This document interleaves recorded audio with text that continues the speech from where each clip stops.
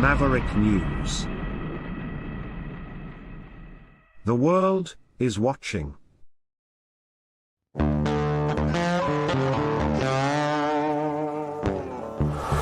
In a universe full of ideas, we draw lightness from the dark to a place where opposites attract. Right meets left, positive touches negative, sparking an explosion of truth. Because politics makes strange bedfellows.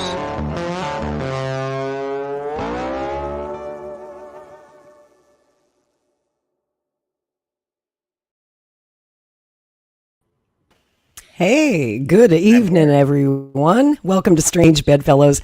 I'm your messy-haired host, Lori Spencer, along with Rick Walker of Maverick News. How are you tonight, Rick? Great to see you.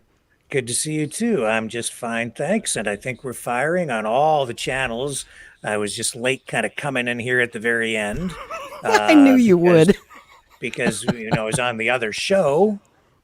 And I was getting everything kind of taken care of there. But yeah, we're rocking and rolling over here. So amazing the wizardry that you pull off, how you do that. You'll do Maverick News and come screeching in at like 8:59 and 58 seconds. He's like, I'm ready. I'm ready. Yeah, well, that way we carry the audience over, right, from the one show to the other. So very smart. Very smart. And thanks, Mavericks, for joining us after Maverick News. We appreciate you. We love our Canadian viewers. Hello, America. I know that, tonight's topic is going to be of interest to Canadians as well, because obviously whoever our next president's going to be is going to be affecting Canada, to say the least. And I'm sure Justin Trudeau is watching tonight on the edge of his seat, right? On the edge of his seat. Yeah, he just wants to know what we're going to say about him, because we talk about him a lot over here. Exactly. That's why he watches every night. That's right. I think his half-brother Kyle Kemper watches from time to time, too. I actually sent Kyle a StreamYard link if he wants to join us backstage tonight. He's down in Austin, Texas, traveling with RFK Jr., and I don't know how busy he is or if he can make it, but just in case, we might hear from Kyle a little bit later. But our main guest tonight is someone I'm very excited to introduce you to. I've gotten to know him through the Kennedy campaign and was on his podcast last week. His name is Billy Dees. He's been doing audio, video production, and media for a long time. I don't want to say exactly how long because I might age him before his time. So I think you're going to love him. I know Rick will. And let's bring him in. Good evening, Billy. How are you?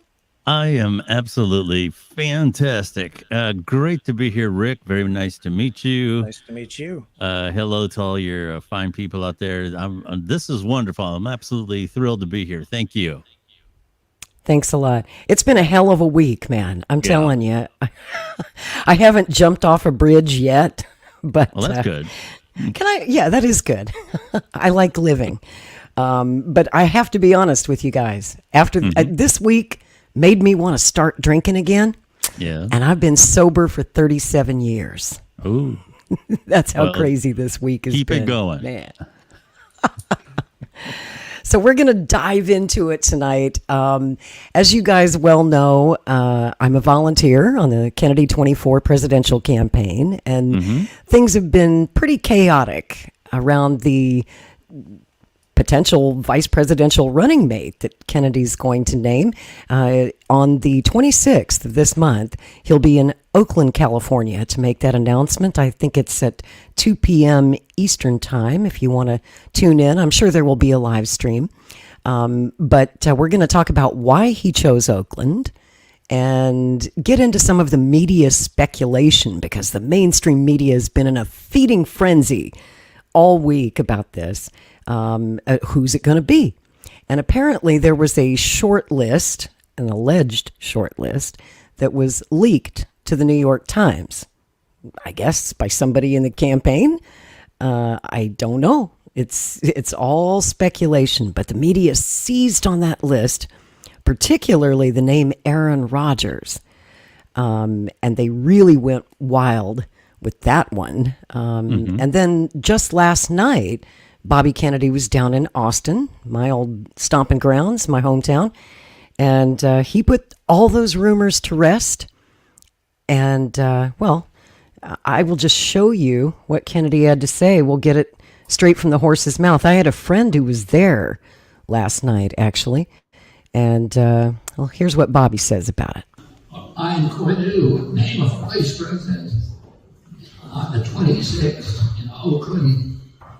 We have an extraordinary person. I can't tell you who it is. But it's really, it's somebody, it's not any of the people they've been talking about. It's somebody that is going to surprise people, and I think that the country is really going to fall in love with. How's that for a tease? Yeah. Well, the suspense is killing me. It's killing me too. And of course, everyone's back channeling me and asking me all week, Lori, come on, tell us who it's going to be. And are you going to tell us who it is? Come on, spill the beans. I don't know shit, and I ain't saying shit. Oh. I mean, they'll kill me. If I knew, would I tell you? Come on. I love the suspense as much as everybody. This is fun. It's chaotic, it's hectic, it's stressful, but it's fun. What do you guys think of the show? Do you know, and you're just not telling us, or like, do you not know? And would I believe you either way? You wouldn't believe me, Rick. You wouldn't believe me. See, he's using our friendship against me now. He wants, come on, you can tell me. I'm your best buddy here at Maverick News. Can't you tell me? There's nobody listening, nobody watching. You can just whisper it. Just whisper it. Mm-hmm. How about initials? Initials. Sounds like. Well, I do have a hint in the private chat, Rick. A potential hint. If you look in the private chat, I dropped a video for you. Do you see that? There are, a lot of people are asking, why Oakland? Yeah. Of all the, it's a big country. Why Oakland? Kennedy lives in L.A. Why not L.A.? Why Oakland? And I thought, well, it's Kamala Harris's hometown. So that in itself is kind of a thumb in the eye to the vice president right now. But let's see here. Whose name has been bandied about more than anybody else as a potential Veep? And who does everybody want? I can tell you for a year now, everyone's been begging for one person to join him on the ticket who seems like an obvious fit. And who destroyed Kamala Harris in a certain debate back in 2020? Rick, could you cue up that video just to refresh everyone's memory? I do not see it in my private chat. It's not. Oh no, is it gone? No, I'm banned for life on Facebook. Government hates me, so they're probably censoring me on the private chat too. In the StreamYard chat? It's the CIA for sure. You got to be kidding me. I don't know. I can try to play it from my side and see if it works. Yeah. My internet sometimes is a bit sketchy. Is that in the window down there? Is that the one you want to play at the bottom? Or is it a link that you sent me? Yeah, in the private chat there. Do you see it? Nope, don't have it. Sorry. I have one here. You don't have it in the StreamYard chat, huh? Nope, not on my end. Can you play it on your side, Billy? Do you see it? Yeah, we'll see it. We'll find out. I love it. Billy's such a pro. He's like, I got you, fam. It's taking me out of the out of StreamYard though. I'm not exactly sure how I can play it in StreamYard on this particular screen. I'm usually not in the visitor screen, so I'm not exactly sure how to get it in. You should be able to do it from your end, Lori, because you're right in the studio. Yeah, I don't have the studio controls. Yeah, you should be able to do it. Oh, I got you. Okay. Yeah. Well, let me see what I can do here. I'll have to work the magic on my side. Please stand by. Technical difficulty. Sometimes my internet's a bit wonky, so hopefully this will play. But I think everyone knows who I'm talking about. Just wanted to refresh your memory. It's been almost 4 years since told ya. I told ya. As the, quote, personification of the rot that has sickened the Democratic Party. What is the rot you see in the Democratic Party? That our Democratic Party, unfortunately, is not the party that is of, by, and for the people. It is a party that has been and continues to be influenced by the foreign policy establishment in Washington, represented by Hillary Clinton and others' foreign policy, by the military-industrial complex and other greedy corporate interests.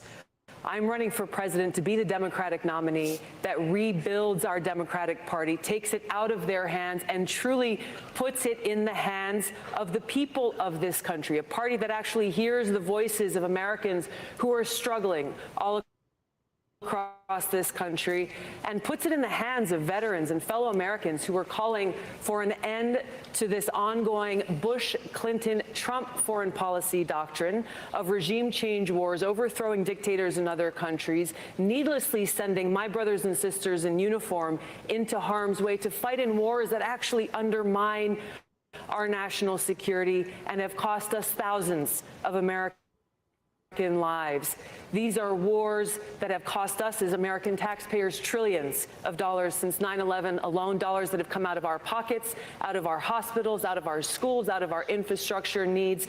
As president, I will end this foreign policy, end these regime change wars, work to end this new Cold War and arms race, and instead invest our hard-earned taxpayer dollars actually into serving the needs of the American people Thank you, right here at Congresswoman. home. Senator Harris, any response?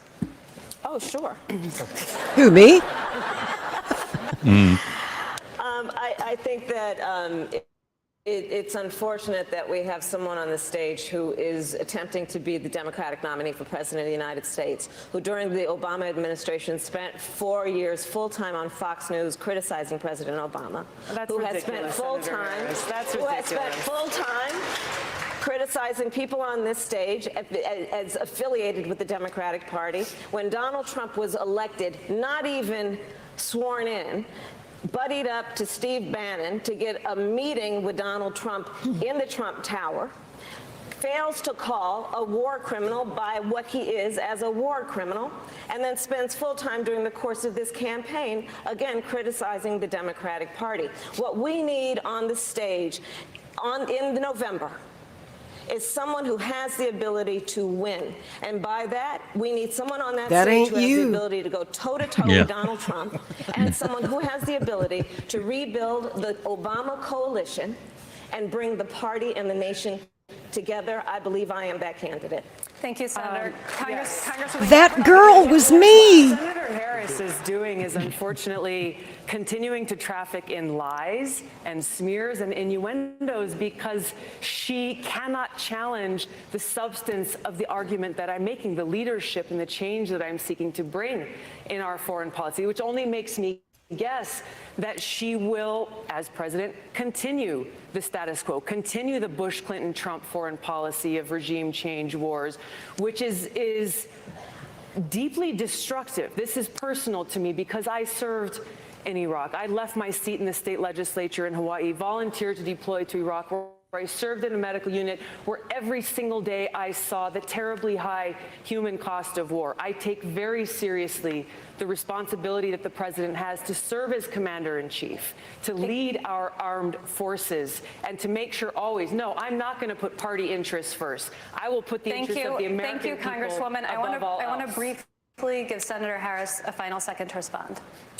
I believe that what our nation needs right now is a nominee who can speak to all people. I spent my entire career standing mostly in a courtroom speaking 5 words, Kamala Harris for the people. And it was about all the people, regardless of their race, regardless of their gender, regardless of where they live geographically, regardless of the party with which they're registered to vote or the language their grandmother speaks. We need someone on this debate stage in November who has the ability to unify the country and to win the election. And I believe, again, I am that candidate. Ooh, definitely Thank you for watching not this you. video from NBC4 New My York. God. I don't know about you guys, but I want a rematch. Yeah. Please let it be Tulsi. Please, God, let it be Tulsi. Please. So you're saying that this is not like official. You can't say No, for God, sure? no. Absolutely, positively not. Get that thought right out of your head. I am not starting another rumor. I'm just saying it's Oakland. I'm just saying that everybody on this campaign from day one wants Tulsi. And I'm just saying that on episode 1 of this program, Strange Bedfellows, last May, our very first guests, Rick, you might remember, were the comedy duo of the Jackman brothers, Eric and Mike. And, of course, they've both been involved with our campaign. Eric Jackman he's been with us since day one, since before day one. He's in New Hampshire and also worked on Tulsi's campaign in 2020.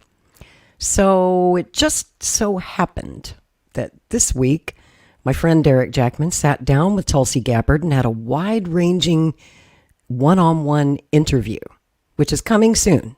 It has not been posted yet. So I'm going to give a plug to Jackman Radio. Hope you'll go subscribe to Eric's channel. That interview is coming soon, and he definitely talked to her about this possibility. I don't know what was said, you guys. I'm just saying it'll be a real interesting interview when it drops. So be on the lookout for that. Just wanted to plant the seed.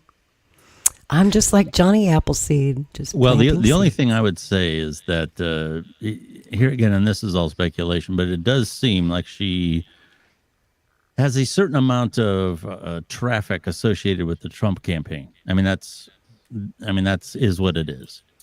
So I don't know. I've had a lot of people tell me that the odds of getting Tulsi, as much as we would like that, is probably not going to happen. Now, that don't mean it can't.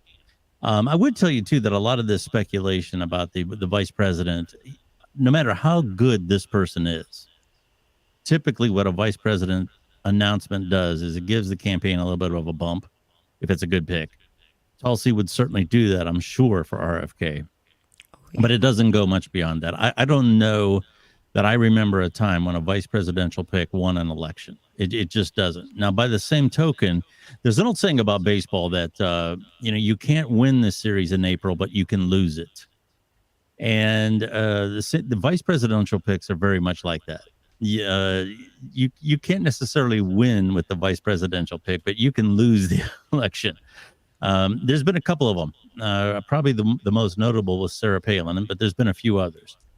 I think that a good solid pick like Tulsi would certainly give it a bump, and I think it would give it some legitimacy going into giving the candidacy some legitimacy going into the fall. But that's probably about as much as you can ask for it. When people were talking about Aaron Rodgers, and I had some people really coming after me on Twitter, like when I said that a pick like Aaron Rodgers could ruin the campaign. It could. I had a lot of people coming after me about, they wouldn't do that. He's a man of courage and quarterbacks are smart and all this. No, it would have been devastating to this campaign. And from what I understand, he has been rolled out. Now, that's not, and again, if you're a football fan, you're a Green Bay fan, and you love Aaron Rodgers, that's fine. Well, he's with the Jets now. Yeah, New York but Jets. his legacy is always going to be in Green Bay, unless he takes the Jets to the Super Bowl. But his legacy is always going to be with Green Bay, just like Brett Favre and others. But I think that would have been devastating. The punchlines would write themselves. You wouldn't even have to sit down and so it would have been devastating. I don't think people found it funny. I mean, a lot of our donors were quite spooked by that choice, and they let Bobby hear it this week too. Yeah, and and some of it might be unfair to Aaron Rodgers. A lot of people went after him, and he may or may not have asked for this. I don't know. And I hate to see a lot of grief thrown his way when maybe he really wasn't, decided that he was going to even jump in this ring if he had the opportunity. But I can tell you that as professional athletes go, even within the football community, he is not universally loved. I mean, he's just simply not, somebody like Roger Staubach or Walter Payton. He's not people who are universally loved. He's not that. And when you look at the legacy of some of these players, one of what you have to remember is the really good football players that are like I'm from Canton, Ohio, which is where the Professional Football Hall of Fame is.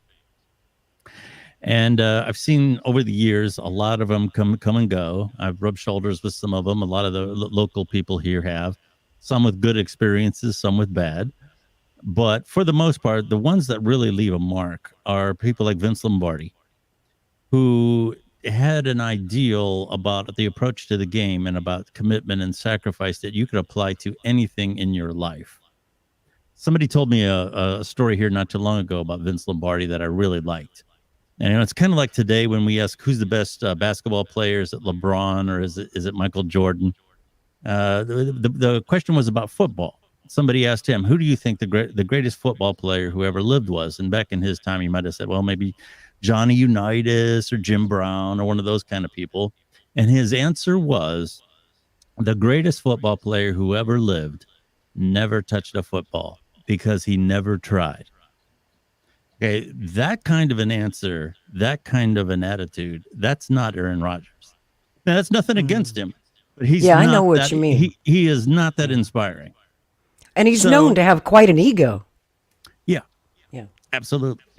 So I just and he's kind of got that smug mumbling out of the side smirk of his mouth all the time. I just don't know. That's not something that would have been good for the campaign. So I hope that is squashed, no matter who they pick. So anyway, that's my take on Aaron Rodgers. So I'm glad. I hope that's not. Yeah, I hope that's. Well, I hadn't even asked you about Aaron Rodgers, but thank you for sharing. Yeah. We were talking about Tulsi Gabbard, and I have to ask Rick because Rick is a conservative, and much of our Maverick News audience is very pro-Trump. And there's been a lot of interesting signals, it seems, being sent from Team Trump. It looks to me, anyway, like they've been heavily courting Tulsi, whining and dining her. And she was at Mar-a-Lago last week. She was on Donald Trump Jr.'s podcast this week, just a couple of days ago. And I don't have a clip from that, sadly, but you can find it on Rumble. But Rick, I wanted to get your thoughts on Tulsi Gabbard. And, obviously both teams want her. Team Kennedy wants her. Team Trump is sending signals. I don't know if he's sincere. My theory is Team Trump's trying to block Tulsi from coming over to Kennedy's ticket because Trump knows that that'll take votes from him. So I think it's all a big head fake myself. I think that Trump is kind of dangling that carrot in front of Tulsi saying, come with me.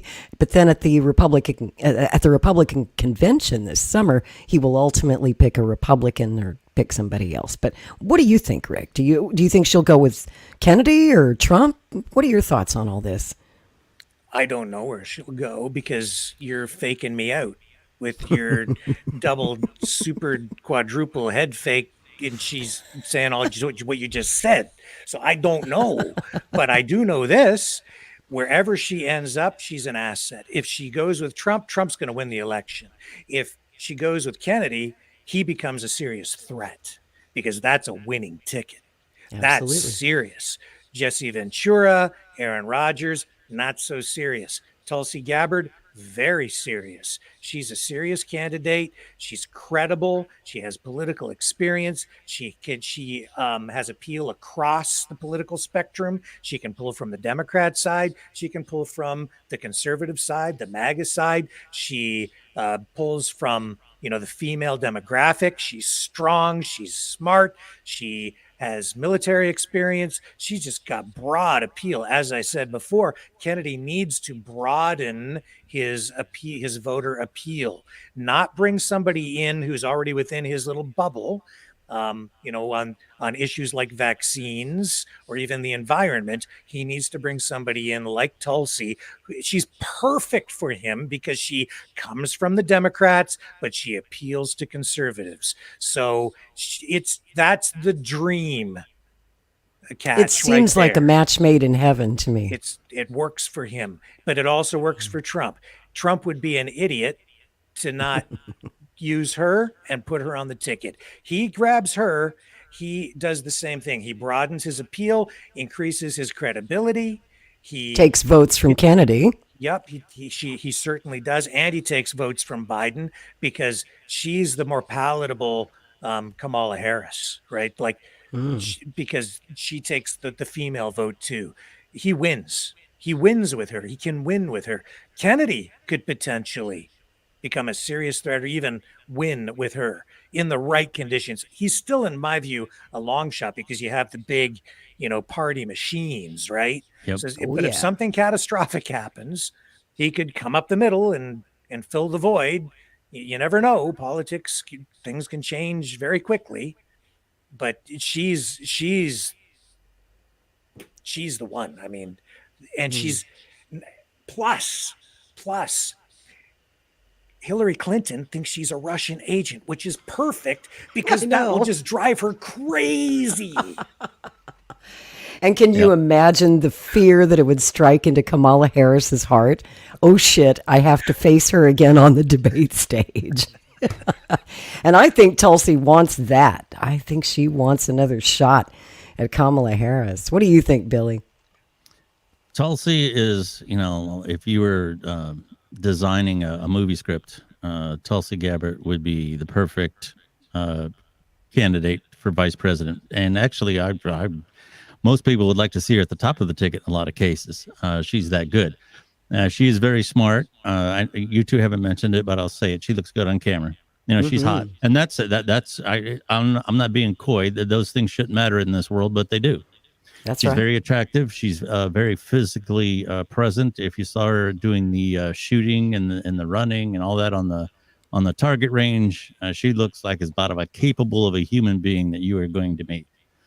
And she's got the whole package. And if I was her, the one thing that would concern me about Trump is I would not want to get caught in another fiasco like Mike Pence did. And that would be something in the back of my mind. Yes, she could become vice president.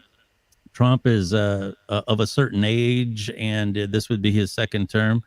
So conceivably, if he won the election with her as vice president, she would be the obvious choice to be president. And that's a legitimate path. But there's also the possibility of a major fiasco in that administration. And I don't know that I would want to put myself in another January 6th type circus. The other thing the other thing here that's a wild variable that could impact both Trump and RFK is this. And I'm not saying this negatively. I'm not saying this mean-spirited. This is obvious. It is something that I don't know has been said. I'm sure the Democrats in their closed-door meetings have had this meeting and had this conversation. Joe Biden is one of the oldest presidents ever. I think he's the oldest. He would have to be. As a matter of fact, Reagan was criticized because he was at the time an old president. You got to keep in mind that Reagan left younger than Biden went in. True. So now here we are, another 4 years down from that. And if he would win the election and go to the following January, we'd be 5 years in with somebody who's in visible decline, rapid visible decline. I personally feel as a humanitarian that Joe Biden should be enjoying the twilight of his years. He should be on the back porch, sitting with a glass of tea, playing catch with the dog, whatever. I don't think that he should be under the pressure that he's under. And there's a very good possibility that Joe Biden could not necessarily survive long enough to get through the election. What's going to happen when that happens? Wait a minute. Are you saying that the Democrats might be considering Tulsi too? I think anything's on the table, and I'm not even sure how that would work. Wow. I'm not even Didn't see sure that coming. I'm not even sure how that would work. Me neither. I don't know how the legalities of that work, because Kamala would be the obvious second choice, but they don't want her. Her numbers Nobody are worse than wants his. Kamala. So literally less popular than Joe Biden. And there's still the Michelle Obama rumors. I have to say that's unlikely, but in this year, nothing's off the table. The one thing that I have nothing against Michelle Obama, actually, but I'll tell you, the one thing that I have reservations about is regurgitating the same people. We had a Bush legacy. We had a Clinton legacy. And I don't think we want an Obama legacy. It's time for a fresh face in there. Okay, and certainly Kennedy fits that. Tulsi fits that. But you know what? Depending on what happens with Joe Biden's health, either he has some sort of a problem where he's not incoherent and he clearly can't go on, or if some morning he just doesn't wake up, what happens? Are we looking at Gavin Newsom? I don't like him at all, but he's got the look. He's got movie star look. He looks like a lost Kennedy brother. He does. So I kind of, in the back of my mind, I'm really kind of wondering what the Democrats are conjuring up, because they got to know this is not sustainable for another 5 years. They've got to know. You would think. Yes. You would think. But I just wanted to say, you were talking about how it's important to have a vice presidential running mate who brings people to the ticket that you don't already have. Sure. Right? Bobby Kennedy's obviously already got the anti-vax vote. He's already got a lot of the conspiracy theory vote. So that's one of many reasons why I felt like Aaron Rodgers, for example, was not the right choice. But also, to me anyway, the main thing that matters is experience, judgment, and temperament. Yeah. And I want, and we need, someone who's ready to lead immediately should the president be unable to fulfill his term. I mean, yes. Especially with a guy who's named Kennedy, there's always that possibility of assassination. Also, there's the possibility of illness or impeachment. Sure. I mean, Kennedy's going to have a lot of enemies in Congress if he makes it to the White House. You know that they're going to be looking for anything that they can to impeach this guy on, and they may give him the Trump treatment and try to impeach him several times in the course of his presidency. So it's important, vital to me, that whoever Bobby chooses, it has to be someone who is truly qualified and fit for the job. And I believe that Tulsi is the only one who checks all those boxes. You know, she's served in local government. She's served in the Congress. She's served in the military. She has great diplomatic skills and a network of contacts that she can tap. She's very well liked. I could easily see her as Secretary of State as well. She's a great diplomat. I think she'd be useful in anyone's administration and a great asset. But just for the record, for whatever my opinion's worth, which is probably nothing, that's why I don't get paid to give it away, Tulsi Gabbard is and has always been the obvious best choice for the campaign. And I don't know if we can get her, if we can talk her into it, or if Trump is making her a sweeter deal, a deal that she can't refuse. But my vote has always gone for Tulsi. She's my first choice. And my second choice, also because he had experience in the executive branch of government as both a mayor and the governor of Minnesota, was Jesse Ventura. And Billy, you were with me this week when I hosted a great debate on Twitter Spaces, X.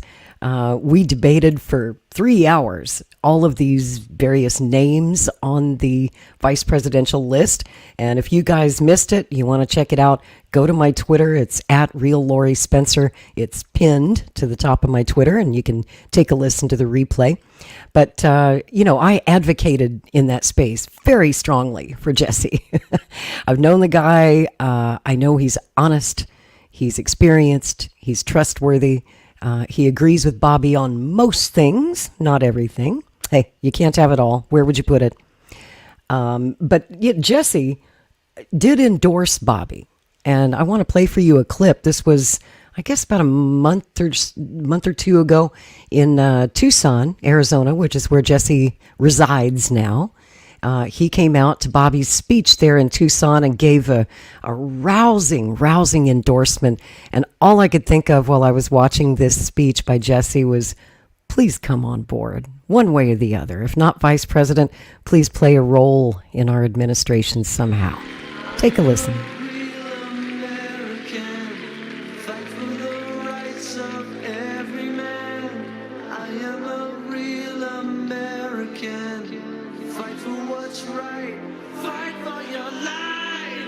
Ladies and gentlemen, please welcome the former governor of Minnesota and WWE Hall of Famer, Jesse "The Body" Ventura.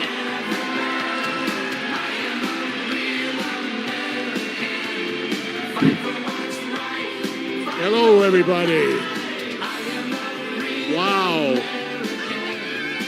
Please bear with me while I wait for the music to end.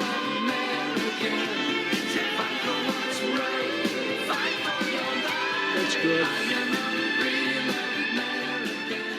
There we go. Please excuse me because I left office in '03 and I have not worn a tie or suit since. So I'm out here now in Arizona, and I didn't bring a tie or a suit with me because I heard in Arizona you don't need it. You wear blue jeans and golf shirts and T-shirts. And so I fit in pretty good now as a Minnesotan who's now transplanted to Arizona. But anyway, I'm here in support of Robert F. Kennedy's bid for President of the United States. And I support this because I have been a person of the third party my entire political career and my entire adult lifetime. I go way back. I voted for John Anderson back in 1980, for those of you that are old enough to remember that. So I have been a third-party person my entire life. I support the third-party movement. Ralph Nader had it best when he called it the two-party dictatorship, because that's what it is. And you're seeing right now, the very reason we need to elect somebody other than Democrats or Republicans. And that reason is this. You're seeing it right now with this border bill where they put their party before the country. Bear that in mind. Democrats and Republicans always put their party first, then it's their money bag donors that give them the money.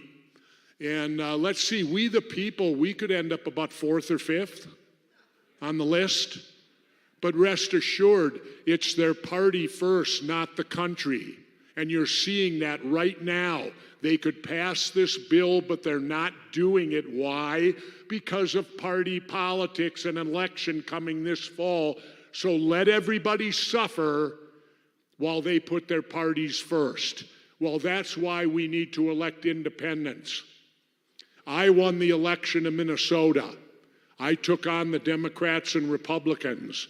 And I was talking with Bobby earlier, and I think I amazed him a little bit when I told him I only raised $300,000 to become the governor of Minnesota. I can tell you this. I made more money doing the job than what I spent to get it. There isn't an elected official in the last 100 years to a major office who can say that. I made more money doing the job than I did spent to get it. And that's what you're looking at today. You talk about wasteful spending. How about the wasteful spending on these political parties?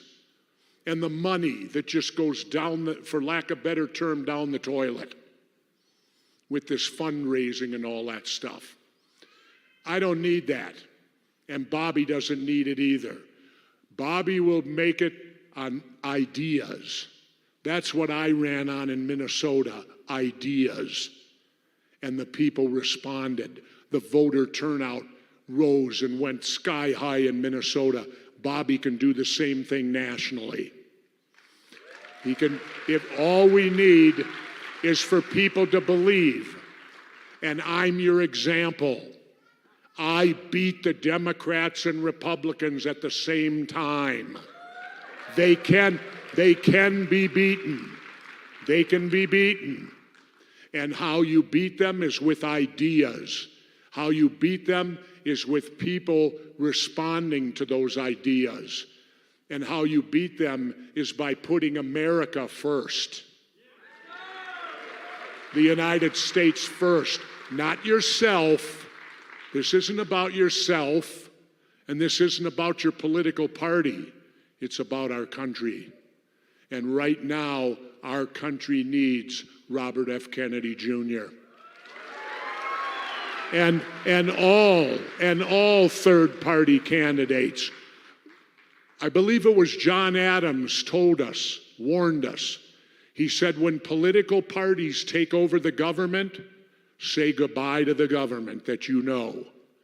Well, he warned us, and we're on the brink right now, because these two dysfunctional parties that are running this country, they've been doing it now for, 50 years or more, and with the same results.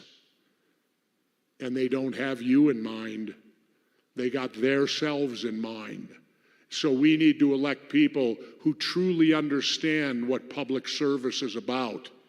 And when you talk, I'll say this to you, and I'll finish with this. Imagine the world we would live in today if the two Kennedys would have lived.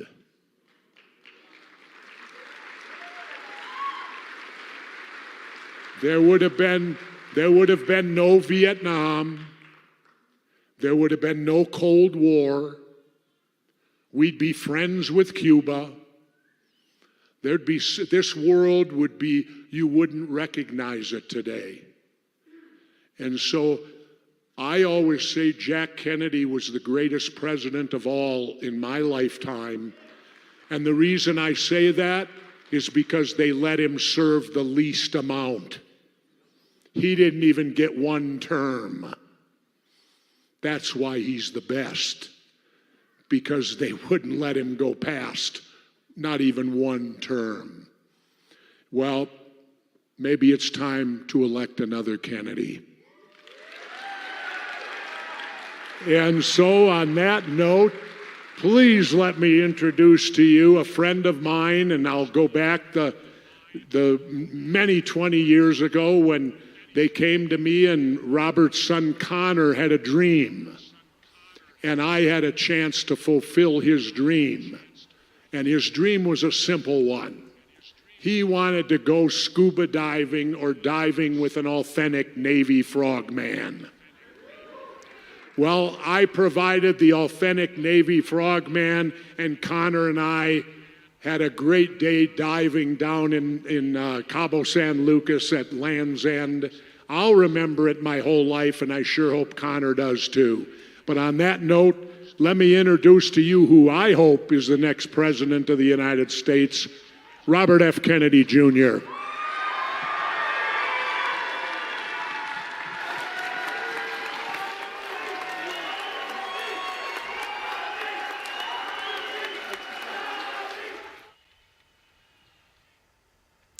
I think that comment that I just highlighted says it all for me.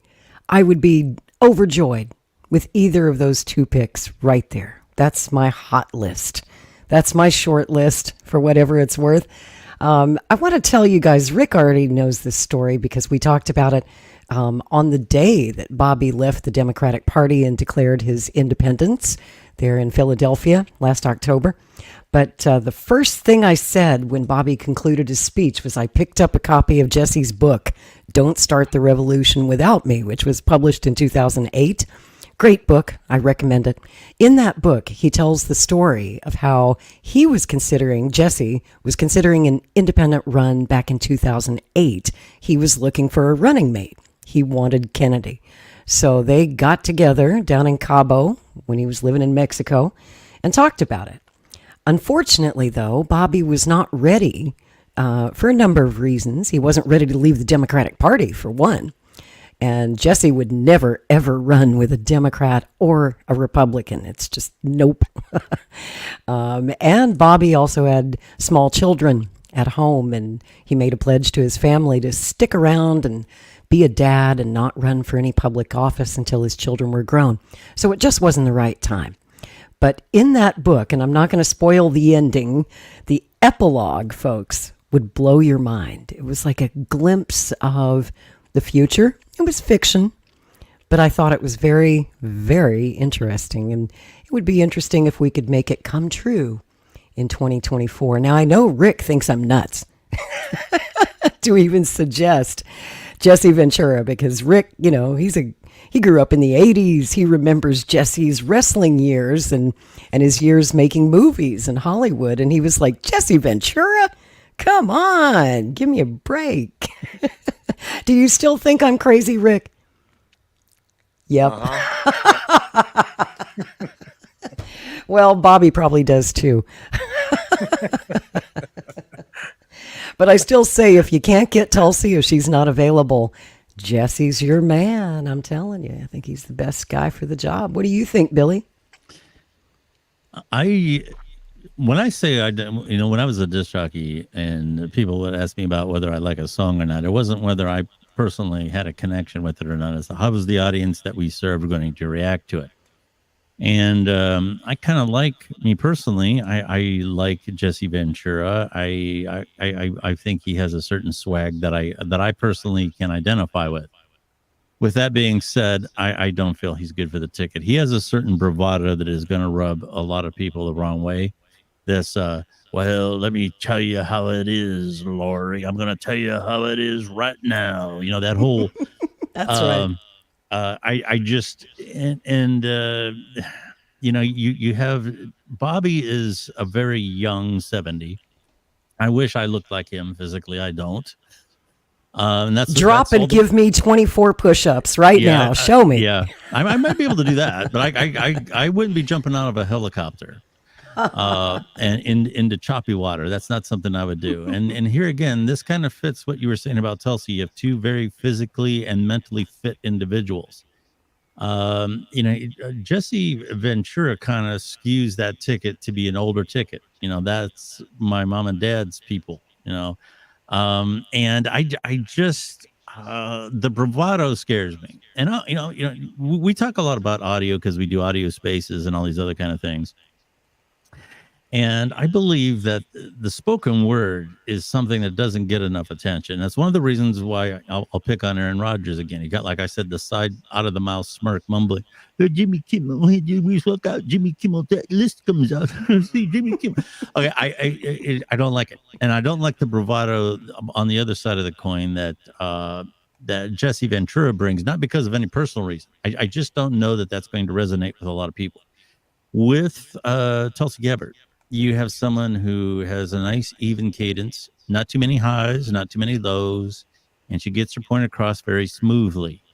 So I'm not on board with Jesse for no personal reason. I just mean practically he's going to polarize as many people as he's going to bring on.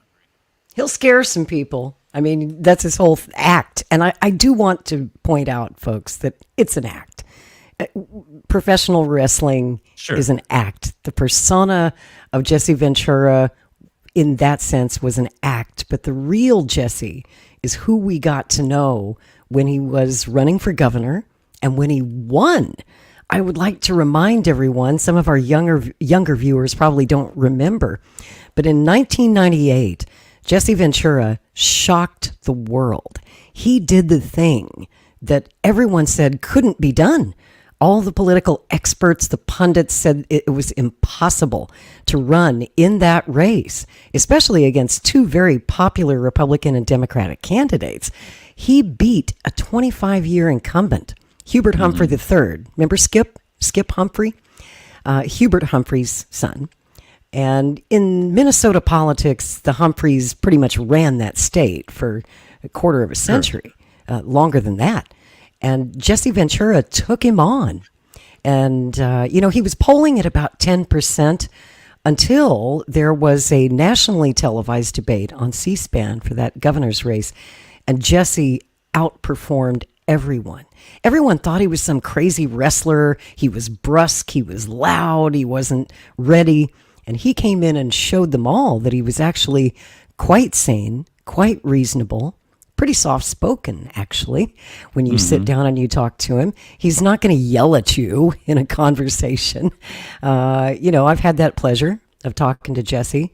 He's so damn likable, and he's got a big heart. And if you don't believe me, ask Terry, the woman he's been married to for 40 years. There aren't too many people in politics who can make a marriage work that long, especially if they're a jerk. And one of the reasons, someone in chat brought it up. Jesse has been approached many times. He's been interested in the presidency before. And in the past, he gave 2 reasons why he ultimately declined to run before. One, of course, was ballot access, because it's so damn hard, as Bobby Kennedy is now finding out as an independent, to get ballot access in all 50 states. But the other reason in more recent years was because his beloved wife, Terry, was having epileptic seizures. She had kind of a late onset of epilepsy in her life. And he was her caregiver. She needed him at home. But he tried medical cannabis, and it worked. From the very first dose, she took some drops under the tongue. I think that was over a decade ago. And his wife has not had a single seizure since. Yeah. So it seems that problem is now sorted out, I hope. And, this week, Jesse's son, Tyrell, who I just love, was on a podcast, and they asked him, is it true that you're on his short list? Is he talking to you? And Tyrell, bless his heart, he sounded so sad. He said, our phone ain't ringing. So I hope that Bobby will at least give Jesse a call if he's not the pick, and it sounds like he's not, to say, hey, thank you for your interest. Love you anyway. I hope that you'll stay with me on the campaign trail and, maybe find a job for him if he's interested in the administration. I think that, he needs a strong voice like Jesse Ventura, who's well respected on both sides of the aisle. Those who, you either love Jesse or you hate him. Most people just don't understand him. But those who love him really, really, truly love him. Those who know him love him. I've actually never heard anyone who knows Jesse say a bad word about him. And I think that, what?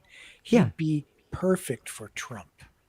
Ooh, don't tell him. Oh, no, that would be Trump. perfect. Talk about entertainment. No. Are you kidding me? Trump could insult him. Jesse could body slam him. It would be great. He could bust up the podiums on the debate stage. Yes. Trump could be up there debating. Jesse could run up on stage and just start smashing things and body slam it. It would be the best ever. That would be the perfect ticket. Yes, they could tag team. Yes, that's exactly right. You got me, Rick. You got me there. Well, back in 2016, all the experts and the advisors around Trump told him to pick Mike Pence, right? Because he's so milquetoast and unoffensive. And they said, you need a guy who's going to smooth out the ticket and, who offsets Trump's big mouth. And it seemed like a good idea at the time. And it seemed to work out pretty well until January 6th. And if Jesse had been there on J6, can you imagine? He would have that would have been the equalizer. You would have seen bodies flying left and right. It would have been. You know what? Jesse actually said something about that. He said he wished he was there on January 6th because when he saw that guy with the Confederate flag, he got triggered. He was like, you're not bringing a Confederate flag in my Congress. Let me at him. He was going to body slam that guy, I swear. Jesse would have gone to jail that day, I'm sure. Yeah. And, when it comes to Trump and Tulsi, another reason that ticket just doesn't make sense to me is Trump never forgets a slight or a perceived slight. Yeah. And he liked Tulsi until the first impeachment. Back in 2020, she voted present, remember? I guarantee you he hasn't forgotten. He wanted her to vote no, of course. And the Democrats her party were pressuring her to vote yes. She took a principled stand in the middle and wouldn't vote either way. And then the second impeachment, and a lot of people forget this because a hell of a lot's happened in the last 4 years, but at the second impeachment, because of January 6th, remember when Trump was on his way out, they tried to impeach him again, and they did. Yeah. And all 222 Democrats voted yes. And a lot of people mistakenly think that Tulsi voted yes that time, but actually she didn't cast a vote because Tulsi's term of office ended on January 3rd. Oh, okay. So she had just left her congressional seat and actually didn't cast a vote on the second impeachment. Whew, dodged a bullet there. She didn't want to go through that whole process again. But I think that Trump would probably never forget how she voted the first time, and that she, loyalty is everything to Trump. If you're not loyal to him, out you go. Yeah. Well, in this case, sometimes you have to look at the advantage of having her on the ticket, and it would give him, like I said, a little bump. I'm still skeptical on how far any good vice president can carry a president. I've used this analogy before. I think most of us are in tune. We're all of the age that we could probably name all the presidents since World War II. I'm sure we all three could. Vice presidents, that'd be a little tougher. And that's just how it is, because no matter how good you are at number two, you can always be instantly overruled by the opinion of number one. That's right. Yeah. So that's right. And it is a nothing job. FDR's Vice President John Nance Garner famously said that the vice presidency isn't worth a bucket of warm spit. Actually, he used more colorful language than that. He said it's not worth a bucket of warm piss. Yeah. He's a Texan. He didn't mince words, but sure. And it's true. Now, in more recent years, the vice president has become more Dick powerful Cheney. in some administrations. Dick Cheney, anyone? Yeah. So, it all depends on the president and how much power and influence he's willing to let his vice president have. Arguably, the Bush administration was a co-presidency. Some people think Dick Cheney was actually running the country and Bush was just a front man. Many people said that about Ronald Reagan as well, with Bush's father, H.W. Bush, actually pulling the strings while Reagan took a nap for 8 years. But, I agree with you, Billy, that a vice president rarely makes or breaks a ticket. Yeah. Right? They can be an asset. They can be perhaps a liability. But I think that most people don't vote based on who the vice presidential running mate is. They vote for the top of the ticket. They're voting. And I've had many people tell me this week, I don't care who he picks. I'm voting for RFK. Right? Yeah. I trust his judgment. Whoever he picks is fine, except Aaron Rodgers. Ooh, that was the one name that made everybody blow their top this past week. Yeah. And that's why my ears hurt, because I've been getting an earful for the last several days. Everyone's like, what is he thinking? Has he gone mad? Oh, geez. And then the media got a hold of it, right? I mean, first of all, it looked like, I think it was on Thursday, Bobby was on Fox News, and they asked him about Rodgers. And it sounded like he was giving the game away. It sounded like he was pretty much confirming that it was Rodgers. It was very, very confusing. I couldn't figure it out. Maybe you can figure it out.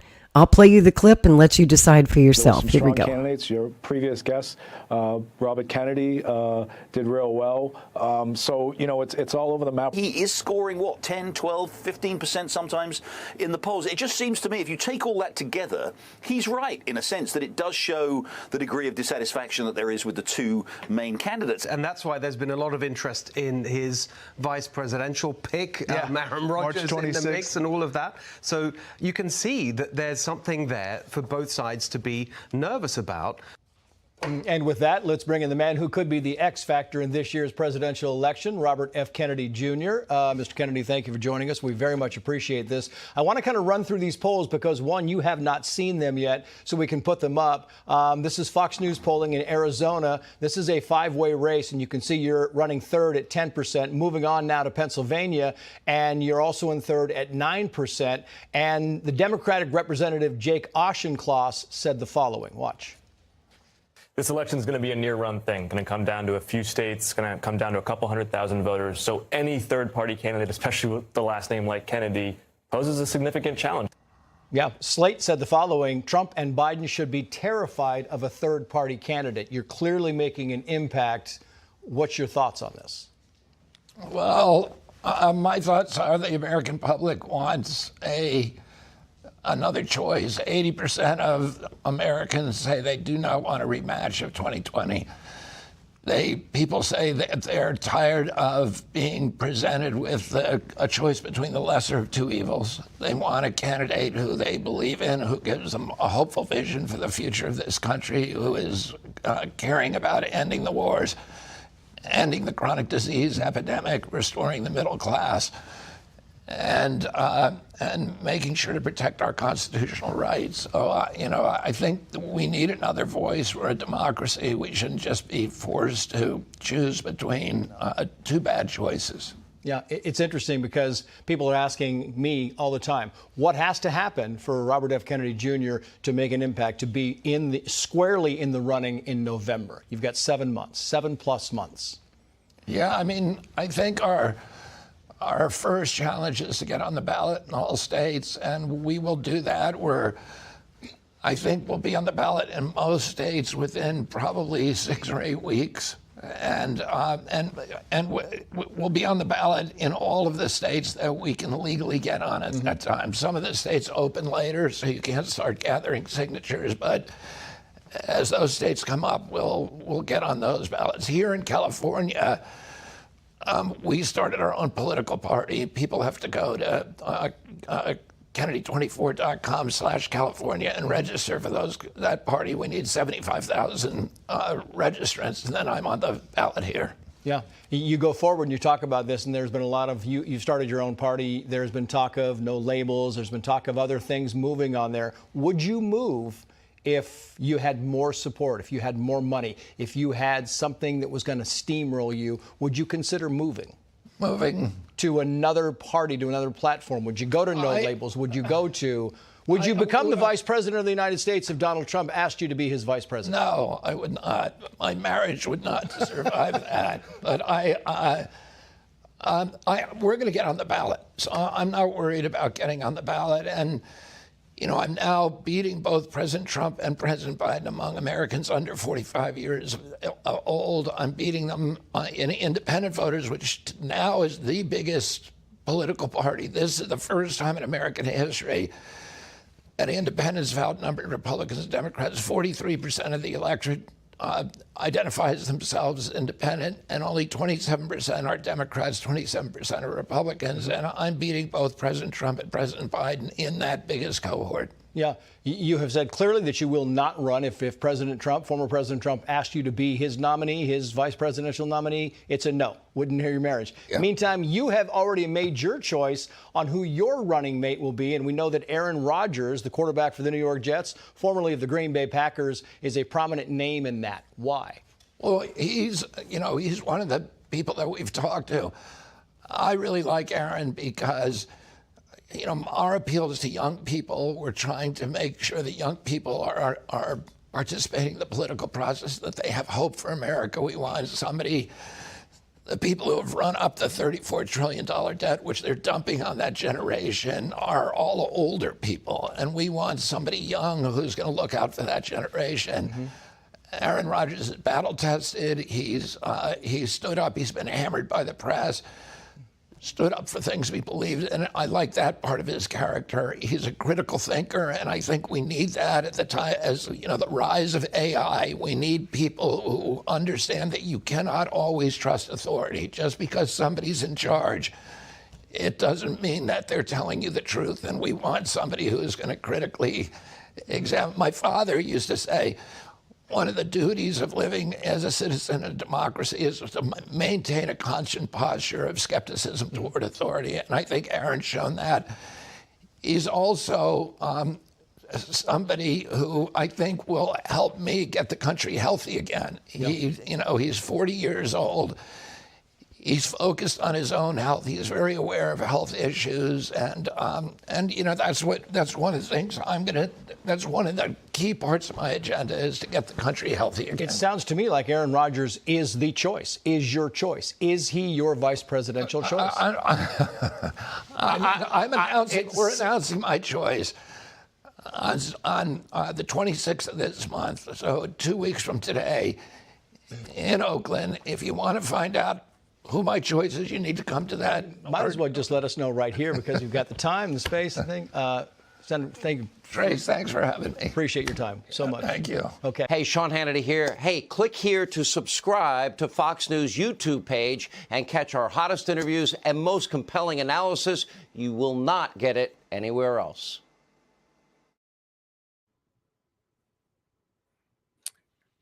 I don't know. It seems to me that was like a trial balloon. I think that's what we've been looking at with these names being thrown out there. What do you think, Billy?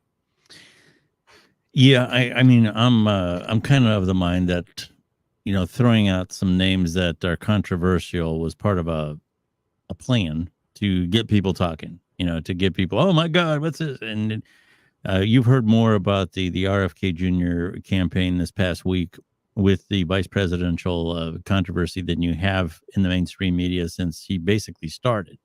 So from that aspect, it's a good thing. I think that there's and also kind of not raising expectations, but lowering expectations when you hear some of these crazy names. And nothing against Aaron Rodgers, but he's a controversial figure. I mean, I think we all can agree on that. And if you're the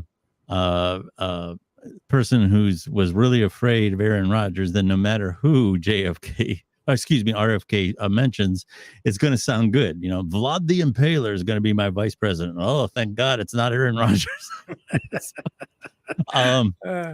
And I'm really skeptical too about this bringing in the youth vote here again. Being from a football world, I'm from Canton, Ohio. The culture here is beer and football. That's pretty much it. All right. And I just don't associate Aaron Rodgers with somebody that a lot of young people connect with. He's not Patrick Mahomes. He's not Josh Allen. He's not that anymore. He's part of an old guard and a cranky old guard. He's a malcontent. Aaron Rodgers is been handed the world. And when you hear, if you go back and listen to him at any of those press conferences when he was in Green Bay, it was like a cross had been placed on his shoulder standing there. And he's I've never seen him happy or enthusiastic about anything. So I just don't associate him with this young, vibrant image. That's just not something. And here again, it's nothing against him. He's an incredible quarterback when in his prime, he most certainly was. He went almost an entire season. I don't remember exactly how far he went without throwing in an interception, which is incredibly difficult to do in the NFL because you have the best athletes in the world who are out there who are very agile, very fast. And to have that kind of skill, I appreciate that. I'm not taking anything away from Aaron Rodgers, but not everybody in the world belongs in presidential politics, and he's one of them. You agree with me on that? Yeah, I do. I think that he would have been bad for the ticket. I think that the clip that we just saw of RFK Jr. from last night indicates that what we're discussing here is a moot point now. Yeah. So we're kind of flogging a bit of a dead horse, but I think that a lot of people are probably relieved tonight now that we are getting some indication that he's off the list. So yeah. Yeah. But what isn't a moot point? And this is something I wanted to talk to both of you about because we're all media veterans here, right? We're old. Okay, I'm not going to lie. We're old.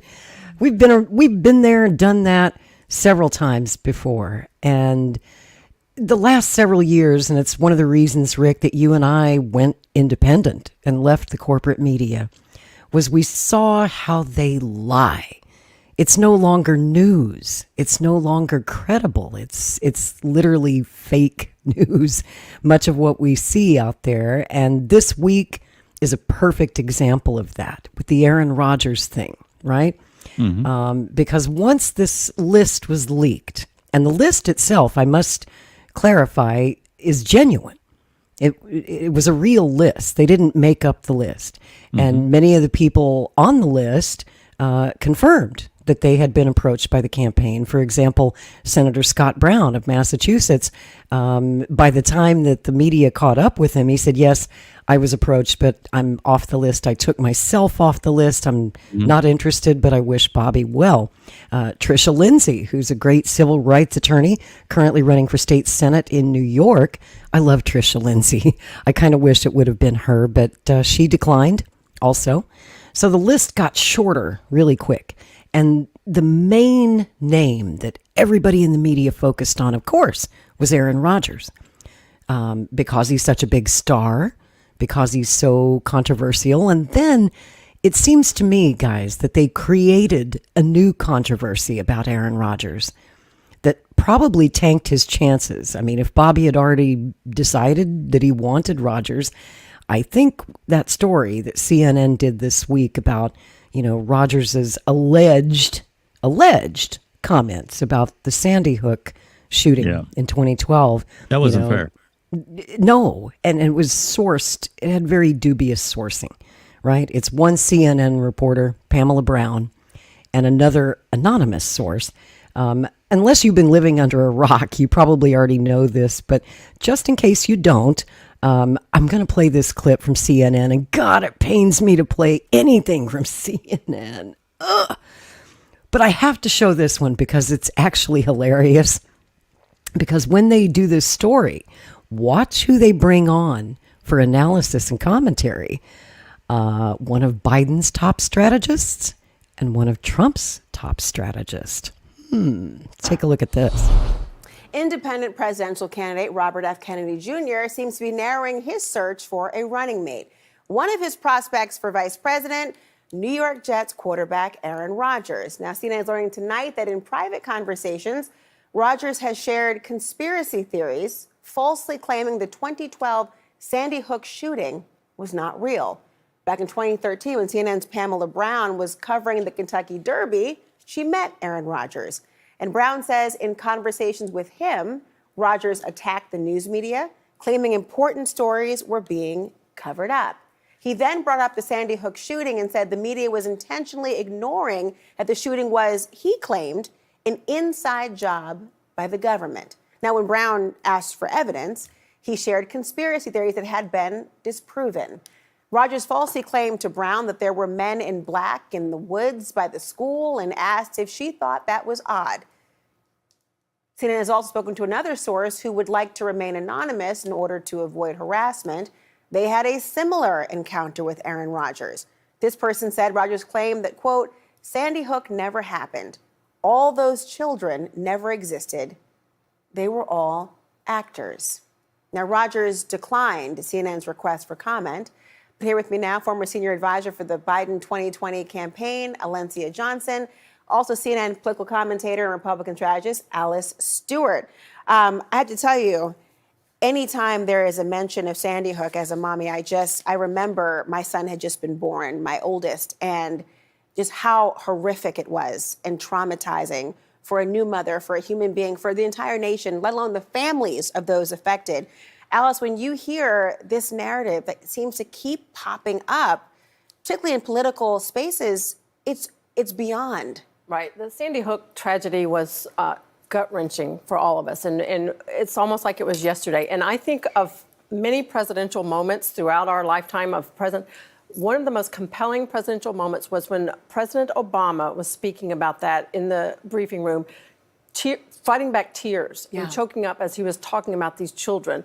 It's a devastating tragedy, and we're still coming to terms with this. But to say this was some kind of a inside job and was not real is disgusting, and it shouldn't happen. And it's beyond a conspiracy theory. It is an outright lie, and it's an insult to the families involved. And I think for Aaron Rodgers or anyone to claim this didn't happen is disgusting and insulting. And so I think promoting that theory and that line of conspiracy, we shouldn't have any part of it. I'm curious as to why he hasn't come out very vocally to say, no, that's not what I said, or this did not happen the way it's being relayed. I was expecting that to happen. Obviously, it's his right to either comment or not and on his own schedule, but it is stunning given his name is being thrown around right now as a potential VP pick. Yeah, I mean, I have to think about who exactly is he trying to appeal to, right? Who is RFK trying to appeal to? There is That's the question. A faction of, I'll be honest, the Republican Party that believes in a lot of these conspiracy theories, that listens to the Joe Rogans of the world, who tout these types of conspiracies. And it's interesting because third-party candidates, as we know, aren't helpful to Democrats, but the path that RFK is going down with an Aaron Rodgers seems to appeal to a segment of the Republican Party base. And I'm also frustrated and troubled. I actually agree with you on the troubling comments from Aaron Rodgers. That's the frustrating part. It's like, I'm frustrated and troubled. I actually agree with you. Applause. I do agree with you. You know, Alice and I don't always agree on a lot of things, but I agree with you on how sick and vile it is for him to spout these conspiracy theories. I'm frustrated because at a time we know that gun violence is the leading killer of children in this country, right? When we should be having conversations around gun control, here's someone who is potentially a running mate, which that in itself I can't take too seriously, but is a potential running mate that is talking about these conspiracy theories and minimizing the impact that this is having on families every day in this country. He's but one of the names mentioned. Another person is Jesse, the body Ventura, who, you know, I'm from Minnesota. He was the governor. And, you know, people can look down the nose for only so long until all of a sudden you're calling him governor and you got people like Tulsi Gabbard on this list, excuse me, Senator Rand Paul, possibly Andrew Yang. Now, we don't know the extent of these conversations, if they're happening or who's taking it seriously as the recipient of a request. But I'll tell you about the polling here. He is consistently polling at 15% nationally.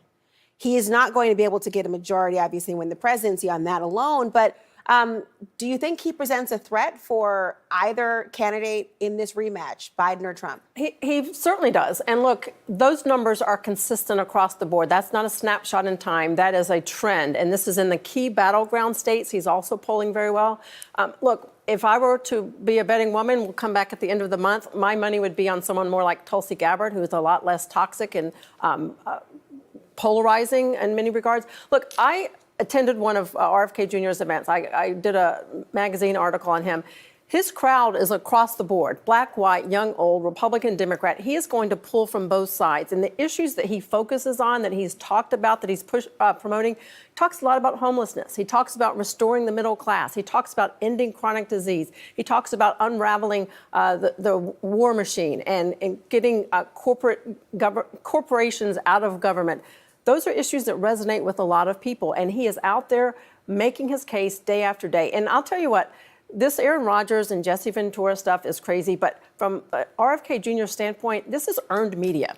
And this is what you do if you're not getting news, you're not making headlines, you generate something that will get people talking. We're talking about this tonight. And my money is not on Aaron Rodgers, but it is on the fact that they're using this as an opportunity to generate earned media and get his name out there. And we'll wait to see who he names as his VP. Let me give you the quick last word, Alencia.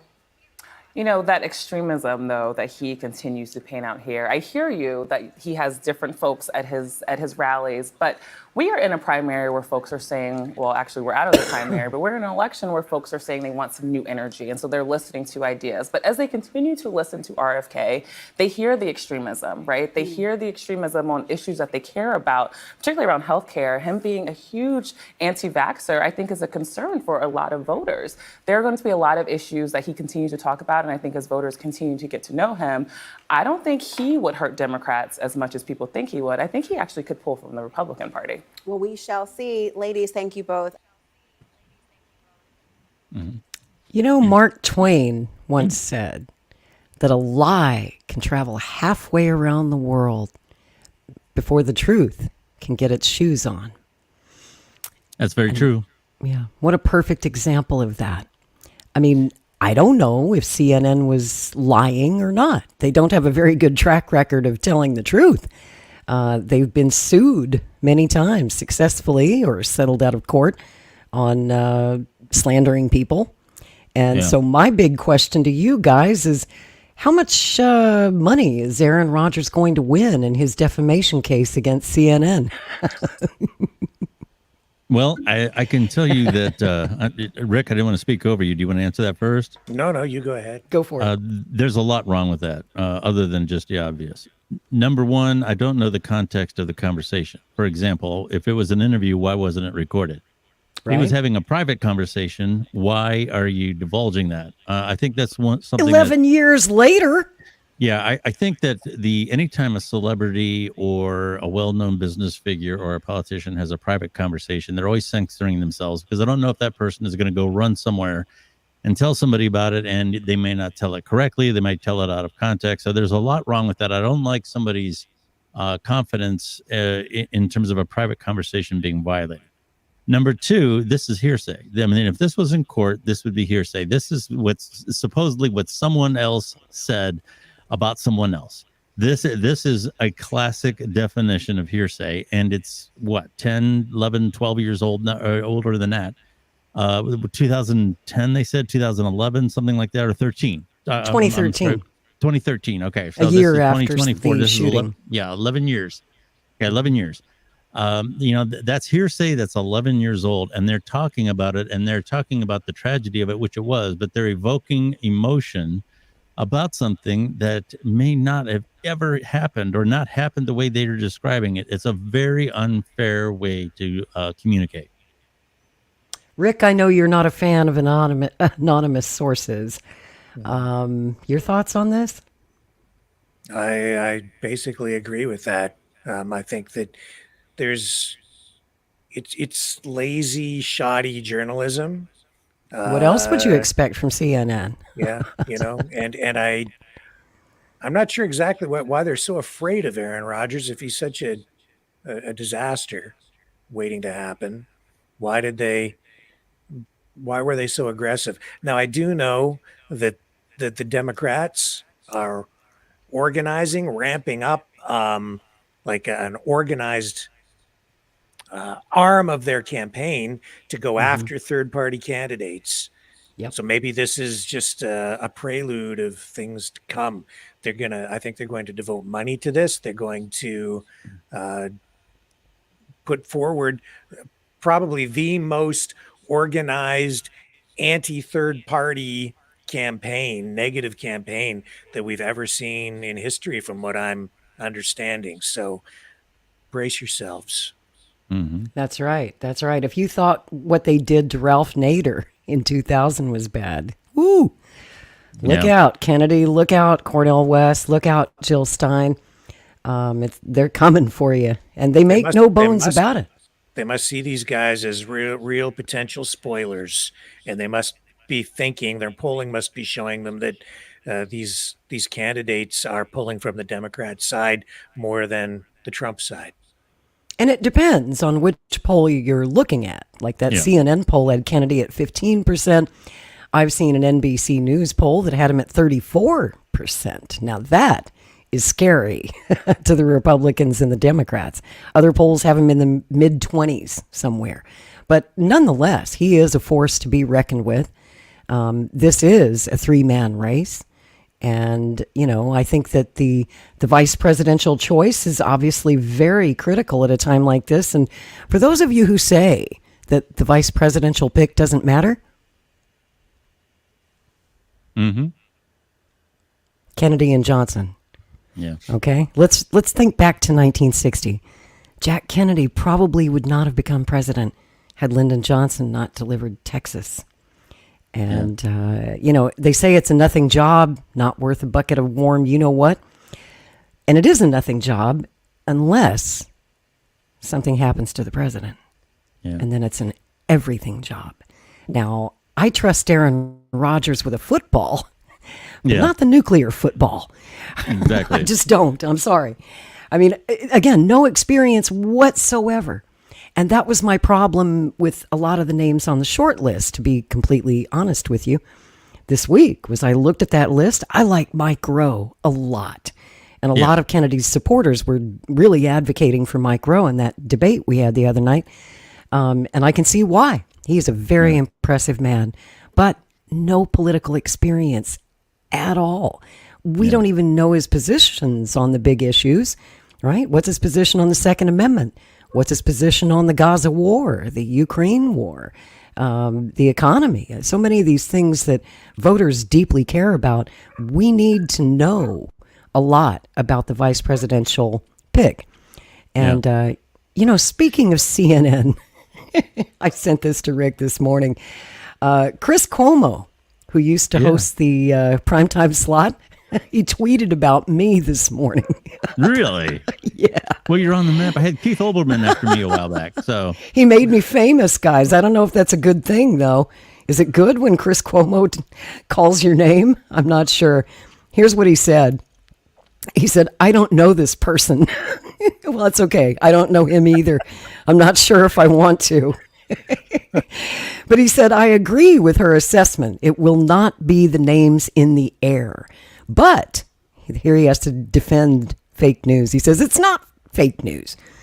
I guess he's a little sensitive about fake news. Yeah, I wonder why. I wonder why. He said, we know the campaign has reached out to each on the list, so not sure why the need to feed cynicism about the suggestion, other than to play to the hate parade of distrust of anything said by anyone but the one wanting your attention in that moment. And then he puts a little smiley face at the end of the tweet. That's because he had done an interview with Mike Rowe on his show. You know, he's now on News Nation. And I actually do like his new show on News Nation. I didn't want to like Chris. I really, I remember him from CNN, and I didn't want to like the guy. But damn it, when he sat down with Tucker Carlson this week, and those two, I don't know if you saw the interview, they had a great 2-hour conversation. These two former arch rivals on rival networks in the same time slot, battling it out for ratings, and they were always taking pot shots at each other. So it was really interesting to see them sit down and have a really good, honest conversation. But I tweeted back at Chris. I said, hey, Chris, is it any wonder Americans are skeptical of the media when we've been fed a steady diet of fake news for years? As you well know, your former employer, CNN, is one of the worst offenders. I wonder how much Aaron Rodgers will win in his defamation lawsuit. Ooh, damn. Yeah. There was a lot wrong with. I don't know if I made a friend of Chris or not there. Sorry? Yeah. No, I was just going to say that there was a lot wrong with that CNN segment that you played earlier. And your comments are very correct. The other thing I would cite that was really inflammatory about that, to me anyway, about that CNN segment, was they cited the fact that he didn't come out and deny it as evidence that it might be true.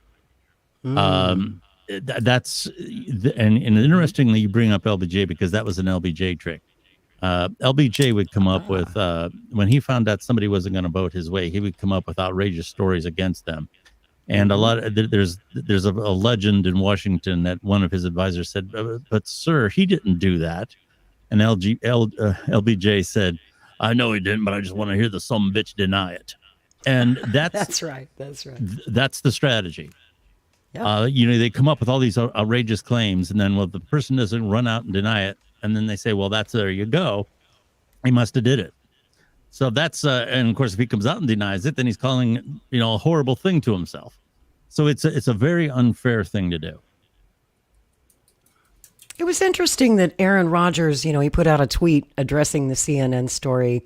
Oh, he did. And he denied it in the sense that he's never held those beliefs.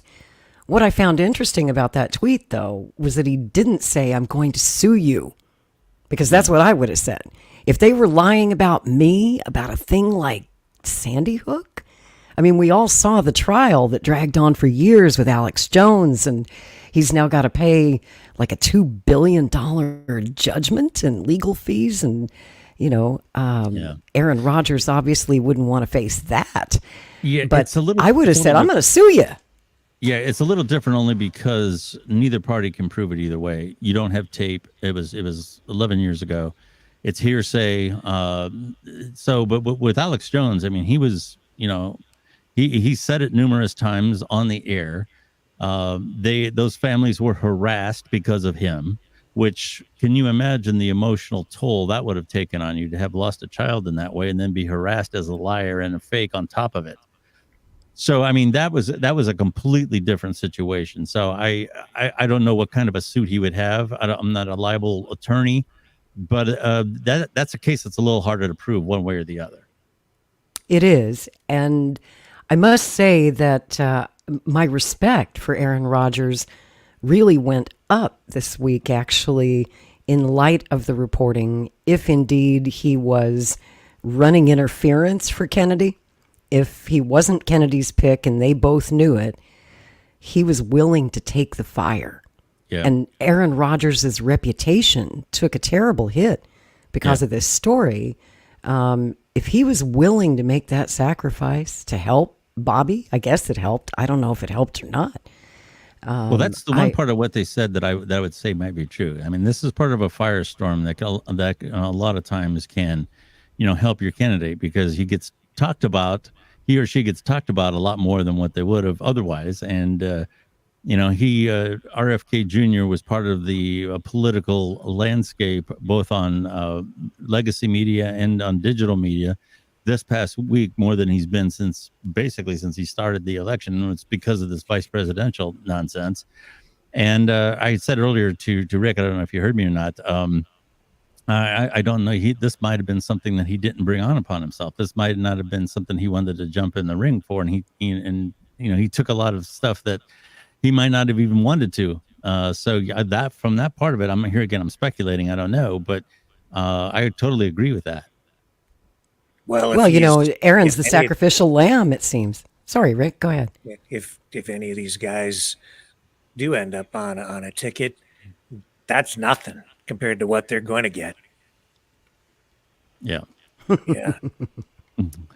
You know what's interesting? A lot of people didn't even know that Bobby Kennedy was running for president until this week when they heard about the Aaron Rodgers story.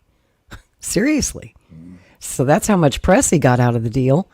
And who it's going to be ultimately, who the heck knows at this point. Man, I've been all over, up and down and all around, and everybody in this campaign has had a tough week. We've had reporters reaching out to us for comment, and we're like, we don't know. And if we did know, we sure as hell wouldn't tell you. Mm-hmm. What do you guys think about Senator Rand Paul? Doug Stafford is actually advising our campaign. He works with us. Any thoughts? Rick? I can't Billy? see it happening. I think he's going to stay with his party and stay within that sphere. I don't think he's going to jump over. Yeah, I've heard he's denied it, that he won't do it. That's my understanding, is that he's already said he won't. And him and a few others, DeSantis, would have been pretty solid political picks. These are solid political statespeople, but it just doesn't seem like those are going to happen. I wanted to say something about Chris Cuomo. That guy is in the process of trying to reinvent himself. I'll tell you, when I was watching him during the pandemic, my God, the things he said that just made my head explode. Yeah. And then to see him backpedaling on some of that stuff now, I'm having a really hard time finding forgiveness. Yeah. You're not buying it, huh? Really hard time, but giving him any credibility at this point. Sorry. So the Tucker interview didn't sway you? No, is there some of this going around? Like he's just trying to reinvent his career, rejected by the establishment that he was so willing to endorse and, prop up, promote. And now he's, an outcast, and he's trying to find a new home with the people that he was at war with before. And I can't even remember all the terrible things that he said. not to mention the hypocritical things that he did.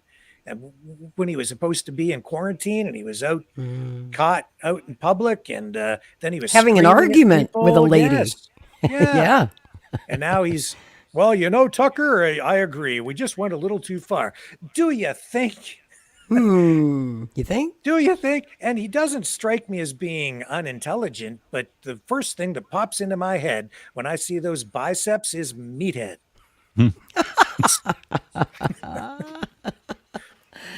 Oh boy. Well, I have mixed feelings about Chris because he's family to the Kennedys. Bobby Kennedy's, this is complex. Bobby Kennedy's sister, Carrie, was for a long time married to Chris Cuomo's brother, former New York governor, Andrew Cuomo, right? They had a big family together, were a happy couple until they weren't. And so Bobby Kennedy and Chris Cuomo have known each other a long time. The Kennedys and the Cuomos go together like peanut butter and jelly. And during the pandemic, I'll share this story. It's kind of interesting. It's one of the reasons that I cannot hate Chris Cuomo and why I can kind of forgive what he did, as horrible as it was, is, I was very sick. As you know, I've told my story. I got that first blast of COVID that came straight out of Wuhan, that really strong first wave that was killing perfectly healthy people. It put me in the hospital with a killer pneumonia. My lungs were full of fluid. I probably should have died. I'm very lucky to be here. And Chris Cuomo got the same wave of COVID at almost the same time that I did. And I have these memories of being in the hospital, like, on my deathbed. And in the hospital, they make you watch CNN. I don't know why. It's like punishment. It's like they're trying to kill you. Here, watch CNN while you're laying there dying. And so I have these vivid memories. So much of that time is still foggy because I was running a very high temperature, and COVID affects the brain, and I wasn't in my right mind. But I remember watching Cuomo's show, and something that I did respect about Chris, maybe he did it for narcissistic reasons, I don't know. But, he did his show while he was quite sick with COVID. I don't know if people remember. He was down in his basement, and he continued doing his nightly show while he had this high fever and shortness of breath, and he was clearly suffering. I mean, he really was quite sick, even though he's a super healthy guy. And that's my point about that. Today we think of COVID as a mild cold. For most healthy people, it doesn't really affect you like that. Yeah. But it was different. That first wave that came out of Wuhan was serious business, folks. I was a healthy person. Chris and I are exactly the same age. And we were both healthy people until COVID came along. And unfortunately, Chris and I have something in common. We both have long COVID to this day.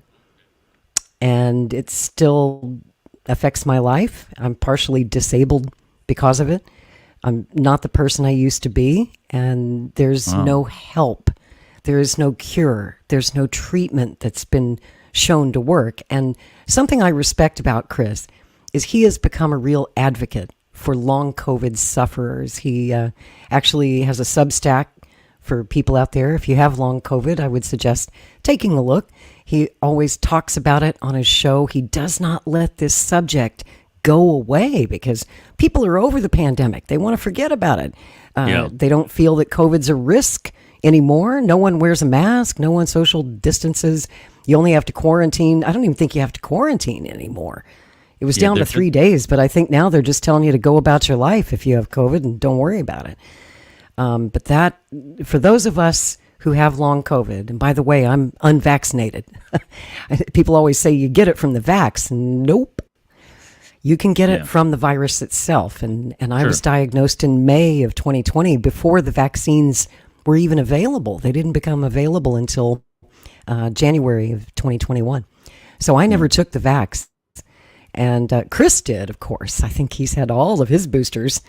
And pleased his corporate sponsors at CNN by helping them sell that crap. And if you took the vaccine and you're happy with it, good for you. But a lot of people are vaccine injured, and their symptoms, here's the really interesting part, match exactly the same symptoms that unvaccinated COVID long haulers have. We have the myocarditis, right? The heart inflammation. We have the brain inflammation, the lung inflammation, the circulatory issues. It's strange. And doctors acknowledge that there is commonality in the symptom set, but nobody can tell us why.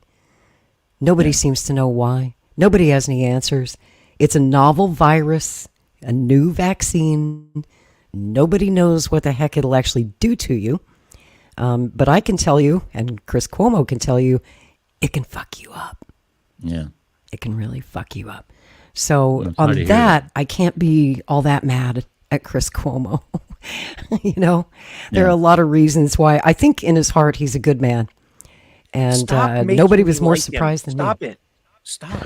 Yeah. Well, I know. I'm sorry about that. He's not the worst that CNN had. That Jake Tapper is somebody that gets on my nerves. That guy that was on that clip there that you had on the screen, and he can get on my nerves. He gets on my last nerve. And Don Lemon, former CNN employee, Don Lemon, who's now a former ex-employee too. That was Apparently Elon canned him, Elon signed him up to do a show exclusively on X. I think that lasted for a week.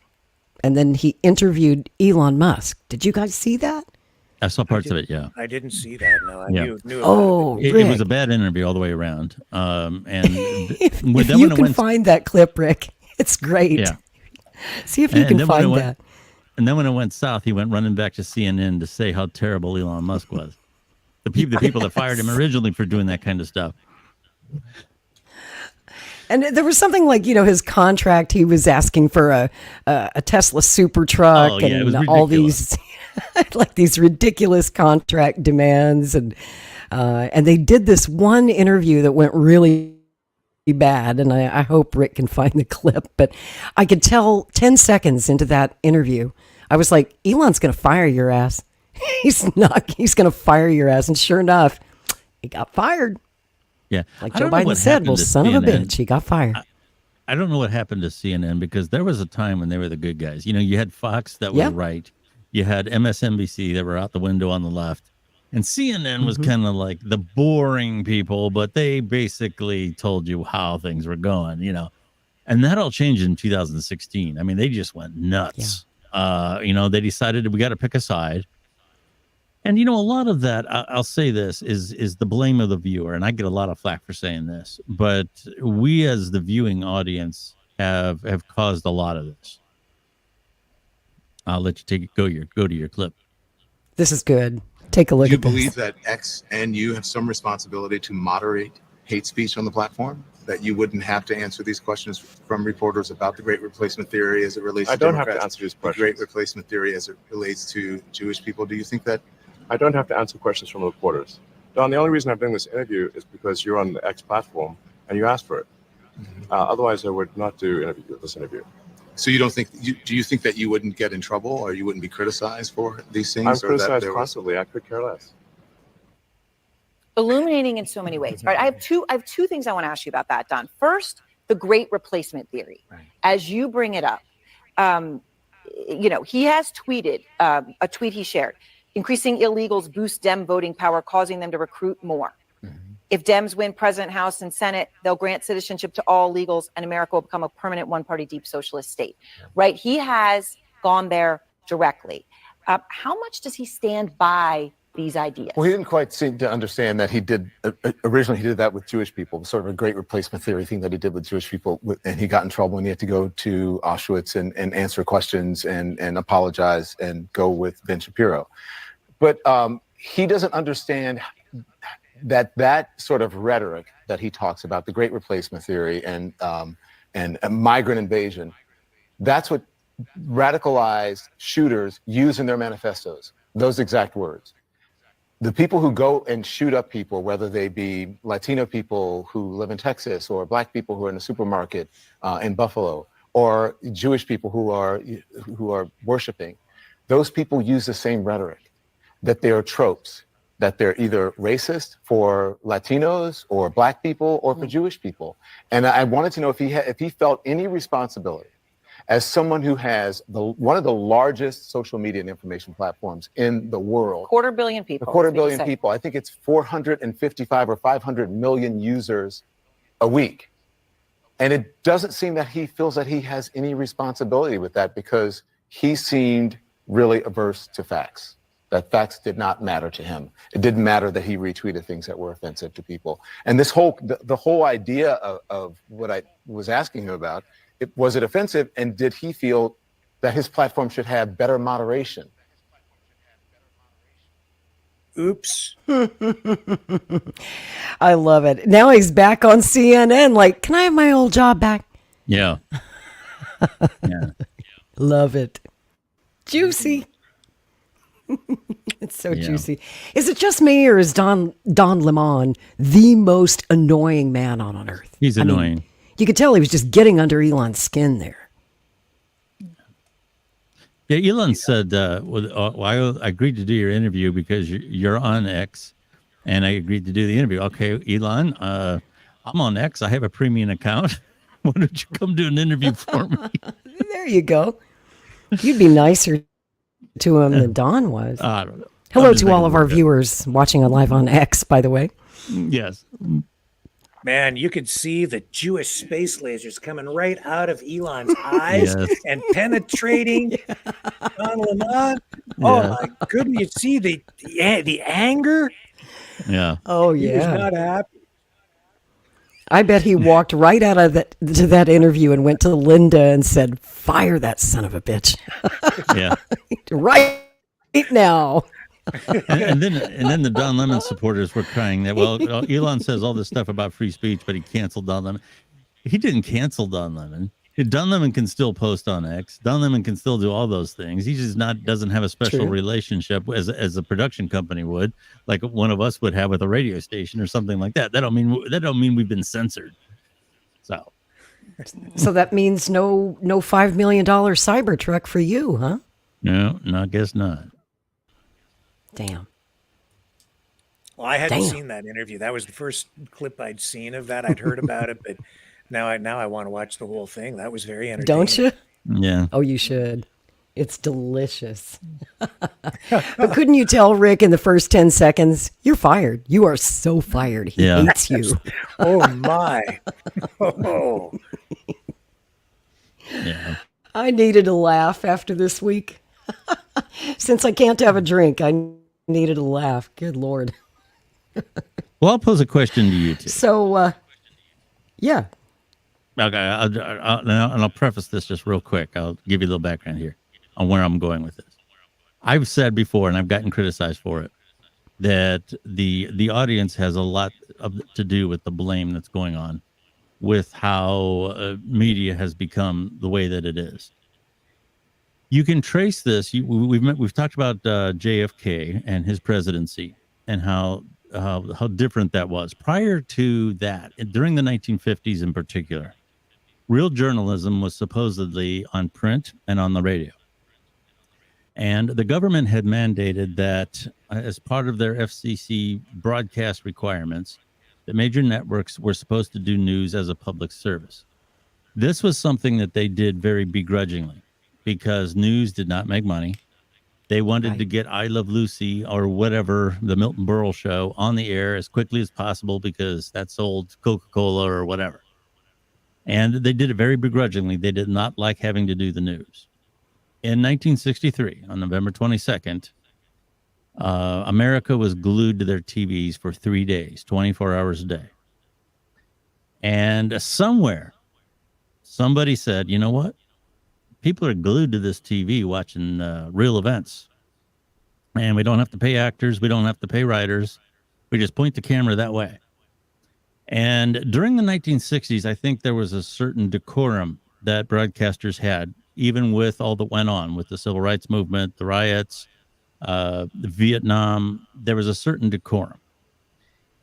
I think Watergate brought in the bloviating. What did the president know? How much did he know? And when did he know it? Blah, blah, blah, blah. And they started to realize that they were affecting public opinion. The people looked at them as authorities. This really, you could say that CBS News got Nixon impeached. If you look at their coverage of Watergate. Yeah. And this kind of carried into what became cable news in the 1980s and 90s. Everybody's reporting the same news. So how do you bring the audience in? Well, you make it cater to what they believe. So all of a sudden now you had people representing a certain fact set of each given event that catered to their audience. And after 2000, of course, this was manifested by social media. So you have an audience now that won't listen to boring news. And here's what I mean. Would you, in this day and age, have a news anchor with a pocket protector and dark rimmed glasses sitting there in front of the TV, reading a bunch of benign facts and let the audience determine what their opinion was? Could that person be successful today? Boy, we had that conversation a lot on this program, Rick. Yeah, I mean, if Huntley and Brinkley were around today, they wouldn't be the top-rated show on TV. They'd probably be the bottom-rated show on TV. And David Brinkley is my hero. David Brinkley is the whole reason that I wanted to do news. We did a whole show about that here on Strange Bedfellows. I want to let Rick take that question about, is it the audience? Is it their fault? Are we just serving what they want to hear?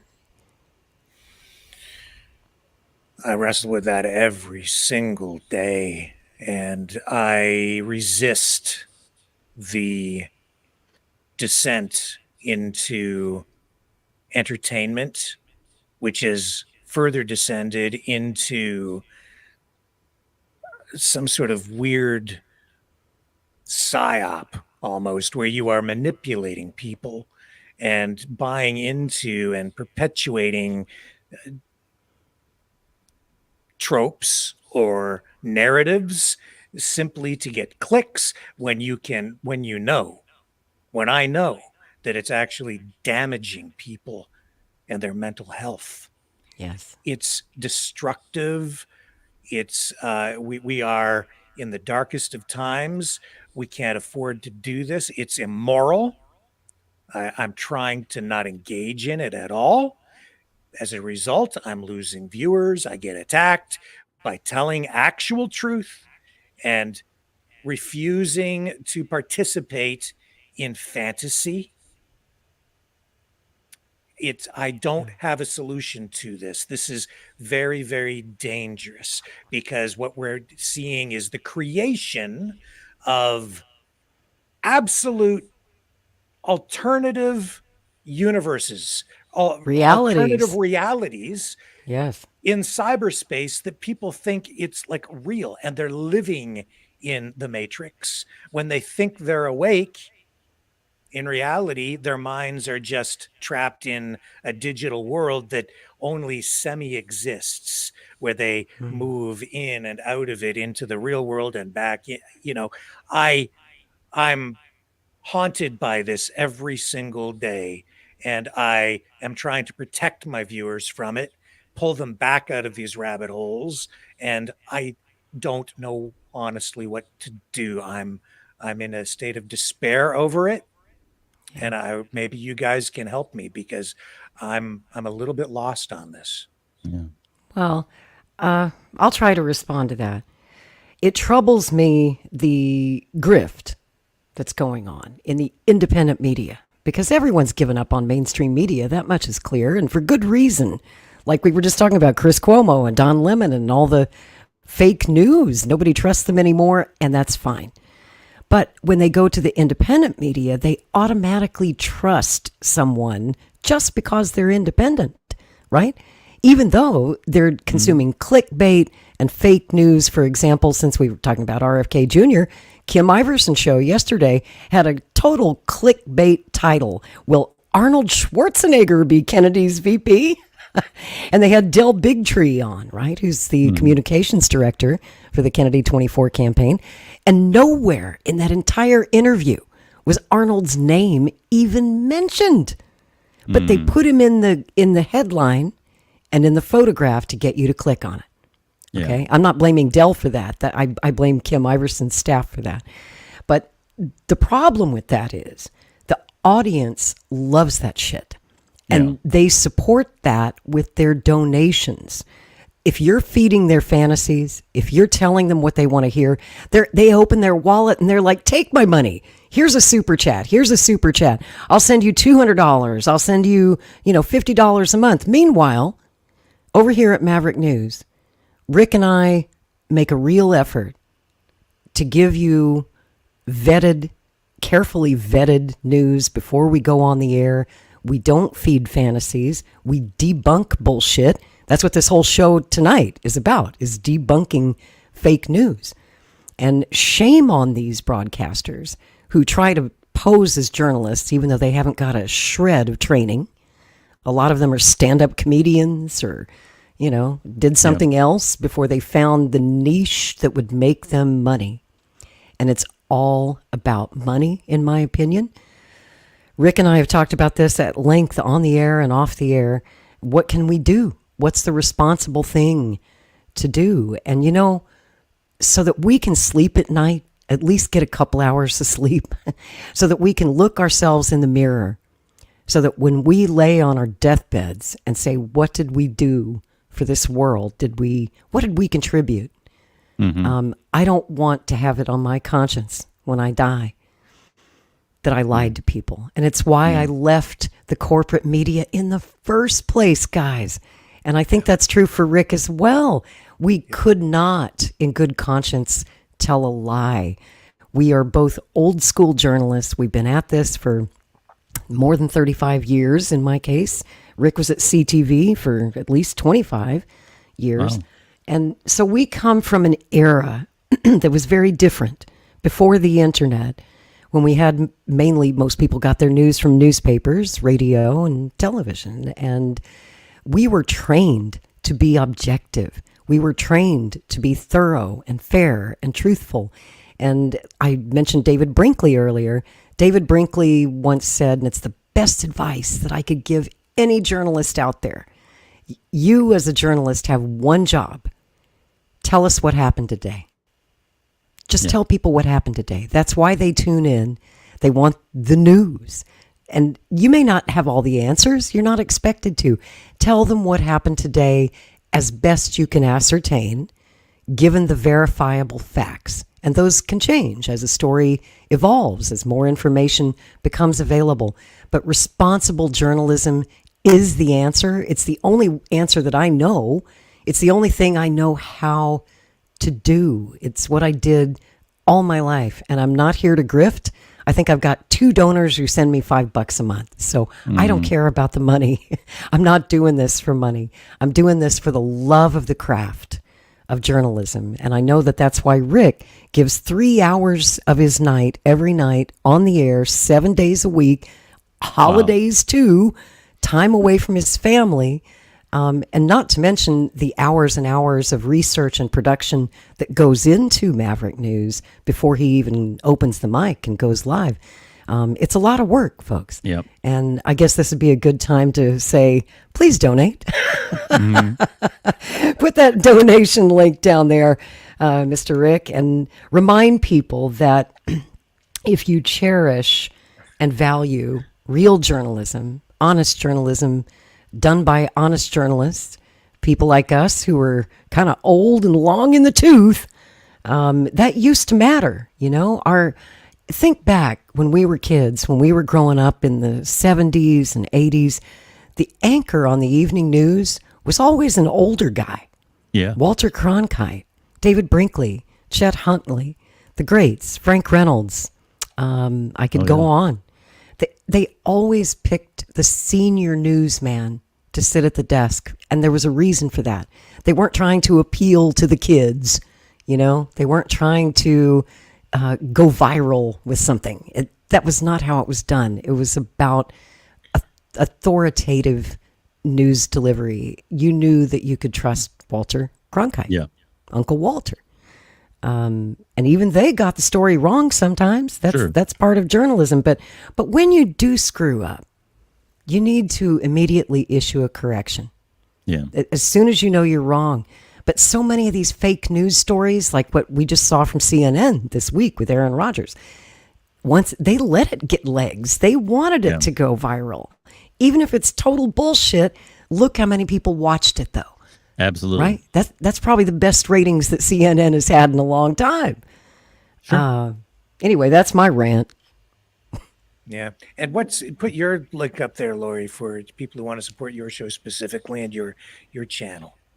You can just go to strangebedfellowspodcast.com. Thank you, Rick. Okay. It's very kind of you. Send me $1. I need $1. dollar bill, y'all. While we're at it, Billy, how do people find your work and your channels? Sure. If you're a podcast fan, and I certainly hope that you are, you can search for the Billy Dees podcast on any platform. I'm on all the major ones. And most of the little ones too, as far as I know. There's some that I haven't heard of. I learn about new ones all the time. But the Billy Dees podcast is available on all the major podcasting networks. And you can find me on X, formerly known as Twitter, at Billy Dees. And there's links in my Twitter bio as well. And you can find me on most social media. I don't maintain them all. There's just too many. But if you just search Billy Dees or the Billy Dees podcast on most social media, I come up as well. So pretty easy to find. Thank you for asking. You know, I love your show, Billy. You've made a fan out of me. And you had me on as a guest this week. We had a lovely conversation. And it was only about 40 minutes or so. And it just seemed like we were just scratching the surface. And that's why I wanted to have you on Strange Bedfellows tonight, so that we could have 2 hours to really take a deep dive, get to know each other, let our audience get to know you. And I couldn't think of anyone better to have a mature discussion about fake news and social media and the mainstream media, and how a story, something as simple as who RFK Jr. might choose as a running mate, could go so wrong. Yeah. Or some might argue that it went right. It keeps your name in the papers. Maybe that's a good thing. I personally think it did more damage to the campaign than it did any good, but what do I know? I've only been in news for 35 years. Don't listen to me. Well, you're both seasoned pros. I was a little laid back because obviously you don't have a rapport when you're with somebody for the first time. So I kind of laid back a little bit, but I absolutely loved the experience. It was a pleasure being on with two seasoned vets like you. And I hope I didn't make a fool out of myself, but I don't think I did. I think I did okay. No, you were great, man. You're a total pro, very smooth. Okay. And just by the way, I love your voice. Oh, thank you. Yeah. Thank you. That's good to hear. I wish I didn't have the high squeaky voice. I wish I was smooth like you. No, you're all right. Your voice is fine. Yeah. I'm being honest. Actually, I hate my voice. No, get out. Really? Yeah. Oh, yeah. You got a great voice. Yeah, most people. Yeah, I think your voice is very identifiable, and that's. You see, there you go. You can't miss it. You can't miss my voice. Well, it's kind of a misnomer. I'm kind of from the voiceover world, and it's kind of a misnomer that you have to have a big low bottom voice. That's actually not true. Most of the really successful voiceover people are really rich in the mid range, like Morgan Freeman, not real bassy. Tim Allen, all those people, they have a real rich mid-tone, and audiophiles out there will tell you that's where music is in your speakers, not low or high, but it's right in that mid-range. That's where music resides, especially if you like jazz and classical music and all that. So you're fine. You have a great voice. Well, thank you. Yes. Rick has that lovely soft-spoken delivery. It's almost like a whisper. Sometimes I have to go, Rick, speak up. What did you say? Stop whispering, damn it. My new show is going to be Pillow Talk, midnights on the Maverick Channel. Sexy. Oh, that's sexy. Lori's got the smooth, velvety voice, too. We got to mention her. I mean, yeah. I also come from that world of voiceovers, commercial production and stuff like that. And radio. Radio was always my first love. I honestly hate being on camera. TV was not my thing. Rick's the TV guy. He had to kind of drag me into this kicking and screaming because I'm more comfortable in a podcast format where it's just audio only. But Rick's teaching me the ropes. He's showing me how to do this TV thing, this on camera YouTube podcasting thing. Well, I don't know if you should take my advice, because Billy's got me thinking, and I'm going to change my look. I've got new glasses coming, and I'm going to get myself a pocket protector. Oh my goodness! And I should have worn it. And it's all about a good microphone too. I mean, I think Rick told me he uses like a El Cheapo microphone, but when you're blessed with a great voice like Rick, you don't need a super sweet mic like you and I use. But for audio folks like Billy and I, it's all about that microphone. Just kind of takes whatever natural talent you have and sweetens it up, makes you sound so good. But when you hear me on Twitter Spaces, then you hear what I really sound like, and I sound just like everybody else. The microphone does the magic. Yeah, you sound pretty great on Twitter Spaces too. Yeah, that's very kind. That's very kind. I have enjoyed this so much. I always hate to bring these conversations to an end. One of the things I love about Strange Bedfellows is, I have to be so professional during the week. And I love that we do this on Saturday nights when I can let my messy hair down and just be myself and cuss a little. I would say drink a little, but I don't drink. I'm just having coffee. And shoot the shit with you guys and have an honest to God conversation, which is what podcasts are supposed to be all about. This is not a news program like Maverick is. This is a talk show. It's conversation. And that's what a good podcast ought to be. So I really hope that you guys enjoyed it. Thank you, everyone who tuned in. Thank you for supporting this show. And thank you for supporting Mr. Kennedy. If we have some Kennedy supporters out there, I got to get a plug in for my guy. His big announcement of the vice president is coming up March 26th in Oakland, California. We will most likely be covering that for you live here on the Maverick News Network, if we can make that happen. Set up a live stream for you. Oh, yeah. Think so? Oh, yeah. Yeah, I think so. 100%. I mean, shit, we've covered this campaign from day one. We had Bobby's announcement. Can you believe it's been almost a year? It'll be a year next month, April 19th. We had that live. Wow, a year goes by fast. And what a year it's been, man. And what a 7 months we have ahead until November the 5th, Election Day. But who knows what's going to happen with the VP. I trust that Kennedy will make the right choice. But I'll tell you this, folks, since we're begging for money here, this is not a grift. Our campaign still has to get on the ballot in about 46 more states, I think. And ballot access initiatives are extremely expensive. We have a lot of volunteers out there collecting signatures, but you also often have to hire people to go get these because you've got a short window of time. In some states like Texas, you have less than 2 months to collect over 100,000 signatures. And so you have to pay signature gatherers, and the whole thing's really expensive. Plus, the Republicans and the Democrats are going to have big, high-priced lawyers challenging our ballot access in these states, and we're going to have legal battles to fight as well. So this would be a good time to remind you, if you haven't already, donate a few bucks to Mr. Kennedy's campaign. We really do need the help right now. And on top of that, once he picks a VP and he brings him in, because there's no Secret Service protection, we have to pick up the cost of not only protecting Bobby and his family, but it'll also be our responsibility to protect the vice presidential running mate and their family. So our security costs that are about $1 million a month are about to double. Okay. So if there was ever a time to donate, it's now. Please go to Kennedy24.com and pitch in a few bucks. No one's going to sneeze at a $5 donation. We thank you. We thank you so much for that. And thank you, Billy Dees, once again for sharing your wisdom with us.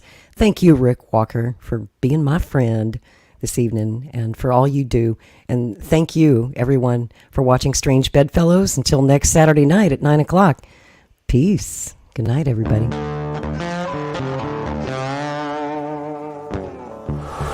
In a universe full of ideas, we draw lightness from the dark. to a place where opposites attract. Right meets left, positive touches negative, sparking an explosion of truth. Because politics makes strange bedfellows.